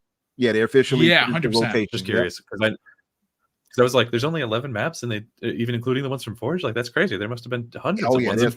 No, I mean, there's way more that you can play. It's just that they make them officially part of, the ranked rotation. Exactly. So. Yeah, because they have to test those and balance them out. So that's the problem. 11 during one season is, hey, that's impressive, honestly. Well, considering how it launched, they were very light on content. So the fact that you did get 11 new maps is crazy. Yep. Cool. Absolutely. And now, of course, they're behind where we would have wanted them to be in some ways, but you got to give a shout out to, as much as we praise like the Bethesda fan base on what they do with mods, which they deserve all the love they can get, because they're outstanding. The Halo fan base is particularly talented too. Like, the stuff they come up with Forge, I'm just like, how for one, where did you have the time? 2, how did you get the know-how to do this? I look at that stuff and it looks like I'm reading hieroglyphics. I don't understand how they do it. I'm impressed. Yeah. Well, so Microsoft is doing a lot of like mod and community creation stuff lately, because I didn't know this, but I recently started Age of Empires 4. That thing's got a whole console mod browser in it. Oh yeah, I heard about that. Now I don't play the Age of Empires. I didn't do it because I want my achievements, but it's there. Listen, Xbox has a community to support. Yep, absolutely. Not like the other side. They're not a community. You know what I'm saying? They're just a bunch of savages banging on the door, hoping that they can win Twitter somehow. And going back, there's no achievement for Twitter, guys. Sorry. I know, right? Achievement unlocked. Ponyism. But but like the Forge AI, right? Hooligan achieved, but Forge AI toolkit. So they got the AI they're going to add. I know I'm kind of droning on because I'm excited for this. I'm sorry, y'all. But the AI that they're adding, seeing what the fan base has already done with these maps, I can imagine we're going to get some crazy PvE kind of stuff added from the fan base. Probably like mission type stuff. You know what I mean? They can actually make like some mission based things. So I'm just wondering how that's going to play out. Also, too, and I'll just say this and I'll shut up. The match XP and custom games. I think that's a smart idea. So 1,000%. Are you absolutely kidding me? It should be. Yeah. Yep. I'm sorry, y'all. Go ahead. No. I want custom game matchmaking where they could just you could just queue in and get put into a random type of. I love randos. I love playing. Of course, it's always fun to play with your friends, but I love playing with randos because you don't know their skill level, and that's where I live. And it tests the old man. And I actually, like I said, I'm going to record some footage. I am going to show you me getting my ass handed to me because I haven't played in a couple of months. So you're going to see some really bad playing Halo Infinite, and then once I get my sea legs. And I start because my favorite of all of the modes is the weapons fiesta mode, because you start with a different weapon every time you I like respawn. Fiesta. That is my favorite because that's only when it goes your way. because you No, can no, play no, no. Fiesta Like, modes, and then I'm you not a get like sniper these, guy. you get like the It little sucks when you start green with two pistol and snipers. shit. It's like, Yeah, God damn it. yeah. It definitely. But it's always really great when you start with a rocket launcher. Yeah, always. Yeah, That's absolutely. But see, money. We'll bring Danny in a second because you've been playing. He hasn't been playing multiplayer. What are your thoughts on what season 5 looks like? Like this is going to bring the people back, I think. Oh yeah. I mean, listen, it's this game. I'm just gonna say it as is. Like Halo Infinite has been good from day one. There was Yes, nothing it wrong has. with quality. What 343 was not prepared for was the live service aspect of the game. Yep. The multiplayer was the best multiplayer that Halo has ever had right from the rip. It was amazing. I love Halo. Halo's my shit. So right from the rip, it was the best. It's just, again, live service, the world that we live in, people, devour content and then they're like, okay, I need more. So yeah, they had to catch up, right? They weren't prepared. They were, doing whatever they did, but they have slowly, season after season. It's only 5 seasons in, and I would argue that season 3 made a huge difference, Leaps and bounds from content. 2. Yeah. So honestly, since then, we've just been getting banger after banger of a season. And they seem to keep like one-upping each other, where they're just getting better and better every season that goes by. And this season looks like it's poised to be one of the best new seasons that we've gotten. I love finally seeing the flood acknowledged in the world, which gives me hope. It gives me hope that they didn't just create this flood look just for multiplayer, but in fact, we have something coming in the single player world. Give us, whether it's for the next game or a DLC, man, whatever you got. I need my next Halo fix. It's been already too long. I need more. But yeah, those look so dope. I love what they're doing with that.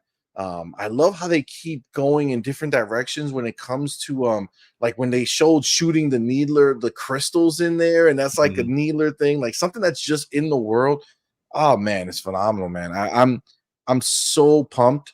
And seeing the grunts in there, seeing AI being brought in, Firefight coming back. What Firefight was life, bro? I don't understand how long it took to come, but it's here now, right? And it's like that's what Xbox is proving to us on a daily basis. They're not in it for short term. If things don't go right day one, they're not out. Right? They're there to let the passionate team still work on it. Obviously, if the team doesn't have passion for it, then they're not going to force them, right? They're going to fix it and then move on, which might be what we see happen with Redfall, where they fixed it and now everybody moves on. Who knows? But they do have the ability to support developers who want to work on the games they want to work on. And as long as it makes sense and things are moving in a positive direction, like it has been with Halo, I mean, there's no stopping it, man. The Xbox is doing what we can ask of them, which is give us amazing content, give us more of that content. If it's something that you're planning to have live services, we want more of it. Yeah. And they're doing it at a high level, man. They're doing it at a high level. Halo, Infinite said it, and I said it day one. I never thought different, but the king is back, baby. Halo is back, and this is the way that the world should always see Halo, because Halo is my favorite franchise of all time, and Halo is Xbox, dude. Yeah. The glory. Well, you know what? It's just funny that it's rising at the same time, right? Yeah. Boom. Yeah. It's Halo Season 5. Look at that glory coming. All of a sudden, Xbox is also rising to that glory, baby. They're one. Yes. Happy times for Halo fans. I love the fact that they're working on a new Halo. We don't know what that's going to look like. We know it's going to use Unreal Engine 5, which is amazing. The fact that they're putting in this much work into Halo Season 5, Halo Infinite Season 5 is tremendous. We're going to see a Season 6. We're going to see a Season 7. They're going to keep adding, and we're going to keep playing. And I'm definitely here for it. Danny, I know you didn't get a lot of time with Halo Infinite multiplayer, but still, you saw the trailer. Yeah. Is it an opportunity now? I mean, again, there's a lot of games to get into and play. Are you potentially going to give it a shot? Oh, I mean, no, but it does look good. Like, I don't have time for it. There's so many other things that I would rather play, and I'm both not really big on competitive multiplayer or Okay. Halo Infinite in general. Like, I honestly, I didn't even really like the campaign of Halo Infinite. I'm sorry. No, it's okay. It's okay. I It's was just fine. like, it plays really well, but I just didn't really care about anything that was happening. It was kind of a bummer. But from the outside looking in, I really love that people are sort of turning around on it because, well, I mean, people loved it at first, but then it was the content. I mean, exactly like C Money said. But it's cool to see because I remember like the first season, maybe 2 seasons, people are like, this isn't enough or it isn't fast enough or whatever. And then we started to kind of see that turnaround with season 3 where people were like, this is pretty good. And then everyone was really up on 4 and 5 is even better than that. So I really like to see them, you know, continue to grow in that way. And I think it's really exciting. I also, you know, I hope that they are able to continue to grow this to be a thing that people like. It meets all the expectations that people had for this going forward. I'm of course looking for that single player content for it. I don't know that we'll get any. Right. But I also think just like this might be a situation where 343 has a lot of things that they can learn from this Activision acquisition, right? I think there's a lot of things that they can learn about, like, you know, continuing content pipelines and about like how to monetize a game post launch if that's a thing that they're looking to do, because clearly it is, because they're selling all these skins and stuff. So I do think that we're going to look at a situation where Halo Infinite specifically going forward is going to get better and better. And I'm excited about that. I don't know if or when I'll end up jumping back into it, but I'm glad that for the people who it's for, that it's looking better and better. Yeah. No, I mean, listen, it's if you were waiting for a big update, this is probably the one that you've been waiting for to jump in. I had a lot of people in my time like, oh my God, I'm definitely jumping back into it. I'll be playing. I cannot wait. You see me online, you know, either jump into the party because it's always open, or send me an invite. And if I have the time, I will definitely jump in. But listen, folks, let me catch up on these last 2 super chats and we'll get everyone out of here. Hopefully you enjoyed the show enough to hit the like button. And of course, if you're finding the channel for the first time, please, for the love of Joe, consider subscribing to Double Barrel Gaming. Chris R drops a very generous $5 super chat and says, have you guys seen the PlayStation 5 Slim? Indeed, we talked about it to open the show. He says, I know it's an Xbox podcast, but I might finally buy it now that I don't have to park it in my garage. That's hilarious. I'll say this: I don't think it's particularly nice looking, and it's funny because the Yeah. leaks we saw way back were true. They look. It looks That's exactly what it was. Exactly. The leaks were, Exactly what it yeah. was. Mhm. It is weird Gotta too. put though. some respect on his name. Put Tom some respect Henderson. on his name. He's Some out here. respect, not respect. Respect. But Respect. the thing is, that's weird though. They're selling the stand separately, of course, like we Gross. mentioned, and It's typical Sony. It's Yeah. disgusting. and a it's Blu-ray disgusting. drive you can buy separately at $79. It's like, okay, I don't know. I already saw Everborn and KF Sunday talking about charge them more. Yeah, well, you know, you're going to get people to defend it. Well, look, they're giving people options. Don't you guys say options are good? Yeah, not for a They already had stand. the option. You could already get a disc version or a discless version. The Right. option is the same. The and only not thing, for a stand. Exactly. I agree with the stand. It's But the only it's thing that just they're doing is now typical charging Sony. you to do the same option that you would have done before, because they're not putting a stand in that can work both horizontal and vertical. Which, like, okay, can we talk about? It's already ridiculous that they created a console with the original PS5 that could not stand in any position without the use of a stand. But now they're like, hey, that stand, that's expensive. We're going to have to charge you extra for that. Yeah. We're going to 30 create a bucks. new version that you have to use a different stand for it being either vertical or Right. horizontal. So now you're going to have this extra stand that you're going to, I don't know, keep in a drawer somewhere for in case you get a new TV and you have to flip it horizontal or something. Like, what a dumbass idea. it is. It is. so It's stupid. dumb. Just And make I a would square. imagine Like, shit, dude. it's just it is what it is. But All about the unfortunately, dollars, man. it's Sony is there for the payers, not the players, the payers. And, Payers indeed. Indeed. Daniel McGee, let's sell your brand, brother. Talk about where people can not only reach out to you on social media, check you out each and every Thursday on The Fix with Infinite Umbra, but more importantly, subscribe to your YouTube channel. How do they do that, and where could they find it? You can find me on Twitter or X at Daniel J. McGee. or on my personal YouTube channel of Daniel McG. I'm about to launch a video about sort of a retrospective on Jim Ryan's time as head of PlayStation, which was a relatively short video because he wasn't there very long. And then shortly after RIP. RIP. yeah, I can finally start on my Yeah, Starfield review, so that's going to happen. And hopefully I can get the next episode of my DCU rewrite out sometime this month. That's the goal. Will I hit it? Who knows? Here's Well, hopefully, folks, and like I said, drop the link in there so you can people can help you get to that momentous goal, because it is important. It is super important, and I'd love to see you hit it, Daniel. TJ claims that you missed his super chat, Boom. Let's see.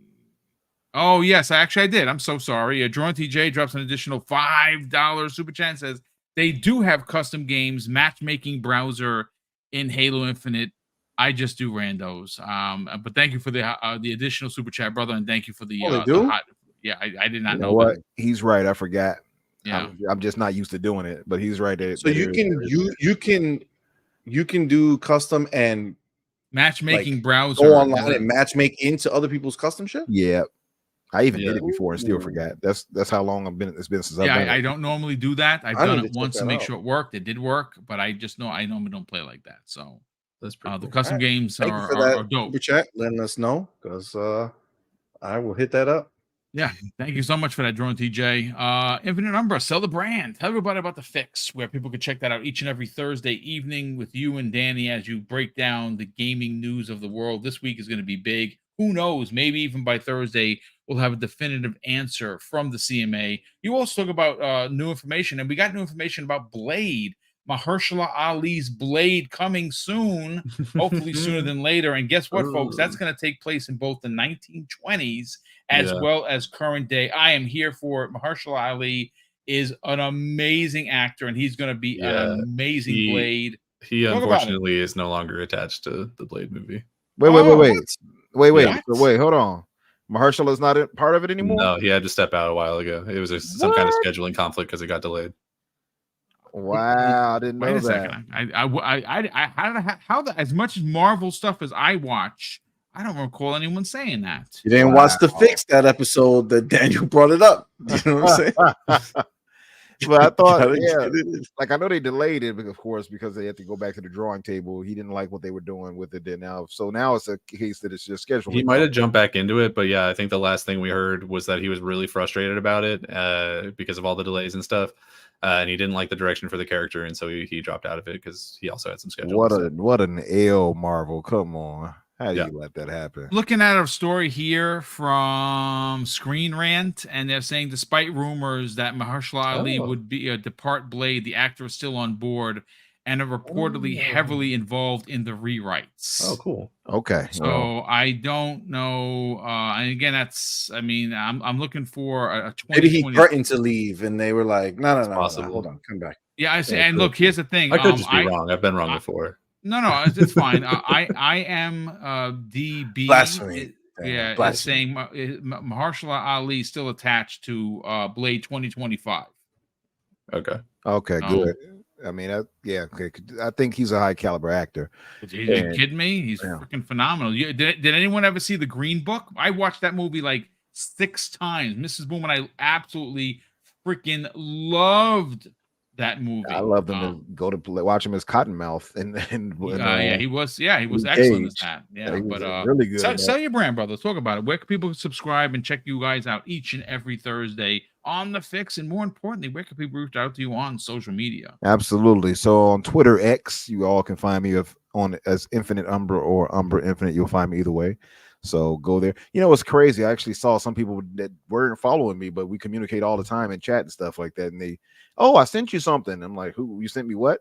And since they weren't following me, it didn't pop up as a message and etc. I had to go through my DM and find it at the top and all that. So yeah, if you all are not following me on Twitter, do so. And of course, I put my link in the chat and I'll post it again since some time went by and it's going up rather. But yeah, if you all have not done so, subscribe to the Fix. There's a link there, and check me and Danny out on Thursdays at 8:00 Eastern, and show us some love. We're not. I think we're supposed to be talking about some reviews or doing a review of a season of an anime or so this week, but we might have to cover a bit of the news too, because it seems like it's some pretty important stuff. Maybe cover that and then do the review. And again, we're not just focused solely on game coverage, but it will also be other things, other media. So I would say kind of get out of the mindset, guys, of just thinking, oh, just Xbox news, Xbox. Yes, we love Xbox, we want to talk about it, but we do want to also talk about other things that we are interested in, and I'm sure you all are too. So give us a chance on that and come by. Sometimes we'll just vamp on some things. Hell, we started talking about wrestling one time, it just kept going. I'm sure some of you were like, it's fake. Wrestling is fake. I don't want to talk about this. But still, Not wrestling. Still fun. Not wrestling. Wrestling. But come by sometimes and show us some love. And tonight, of course, I'll let C Money say the rest. But yeah, you guys come by tonight too for his show with him and the missus. And yeah, that's it. I'll leave it at that. Very good, as always. And I don't watch the current WWE. I was a big fan of NWO back in the days during like Nitro and stuff like that. Attitude WCW was amazing. I was a big WWF fan. I went to the first WrestleMania. I had ringside seats. I got to see Hogan up close and personal with Mr. T. Nice. I still have the programs, folks. Nice. I still got the programs. My parents were amazing. We went to about maybe 20 matches. We used to go to the Garden. We used to go to the Nassau Coliseum. We met was it Special Macho Delivery Man? Jones, SD Jones. My brother and I met him in Caldors in the Bronx, and I was like, "Oh my God, SD!" Caldors. Damn. I'm just Nice. yeah. So yeah, I love wrestling. Whether it's fake or not, it's so fun. Good that you're talking about it. But listen, see money, sell the brand. You and the missus got a show coming up this evening, and well, you're going to be talking about and interviewing Infinite Umber. We're going to get a behind-the-scenes look at what's going on with him outside of gaming. Talk about it, sell the brand of your very unique and incredible YouTube channel that you do with your family, which is amazing. Talk about it. Absolutely. Well, first of all, Boom, thank you again for having me. Really appreciate it. Umbra, Danny loves podcasts with you guys, so thanks for having me. I much appreciate it. Even though I'm here, it's still a good time. So yeah, guys. So on point for gamers, I'll drop the link in the chat right now. First, I want to thank everybody who has supported us. We have officially crossed 11K subscribers. Nice. So thank you all for coming in. So we now start our march to 12K. So thank you again. So we have our channel On Point for Gamers. We do 4 shows a week. We start the week off on Mondays with Morning Quest with Doodle and C Money, where we talk gaming and just start the week off right. Yesterday's show was awesome. If you have not seen it, definitely check it out. We had a fun time. And then Tuesdays are our show night where we have guests, and we have our show called Her, Him, and a Guest. And tonight we have none other than the man that you guys see, who is not on the screen, but you see his emblem. That's Infinite Umbra. He will be there. Now, you do see his picture on our thumbnail. I suggest you guys take from now to 7 to egg him on to go live on camera. But if he doesn't, that's fine. We're going to look forward to that. It's super exciting. So thank you, Umbra. Any hint of ridicule, then I'll never show my face. So you better pray. No ridicule. Just positive. Just positive. But that's definitely going to be dope. Now, listen, in my Discord, people were already gassing it up. People were excited. They thought you were going to show your face on the stream, so they were already pumped for it. But for sure, that was dope. To anybody who's wondering, this was going to be our actual first episode that we were going to do a double header where we were going to do 2 shows. But our 5 o'clock show was Dealer, and he just announced, and we found out all at the same time, that he had a sudden move and he had to cancel RDX tonight, so he's not available. So we won't be having a second show. It will just be Umbra, and that is going to be fire. We do have a couple of double shows coming up in the next coming weeks because we are booked out to January. So we're trying to fit more people in when possible, because some guests have like an early time slot that they need, so we can kind of fill in somebody with a late time slot. I don't know. We're seeing how it goes.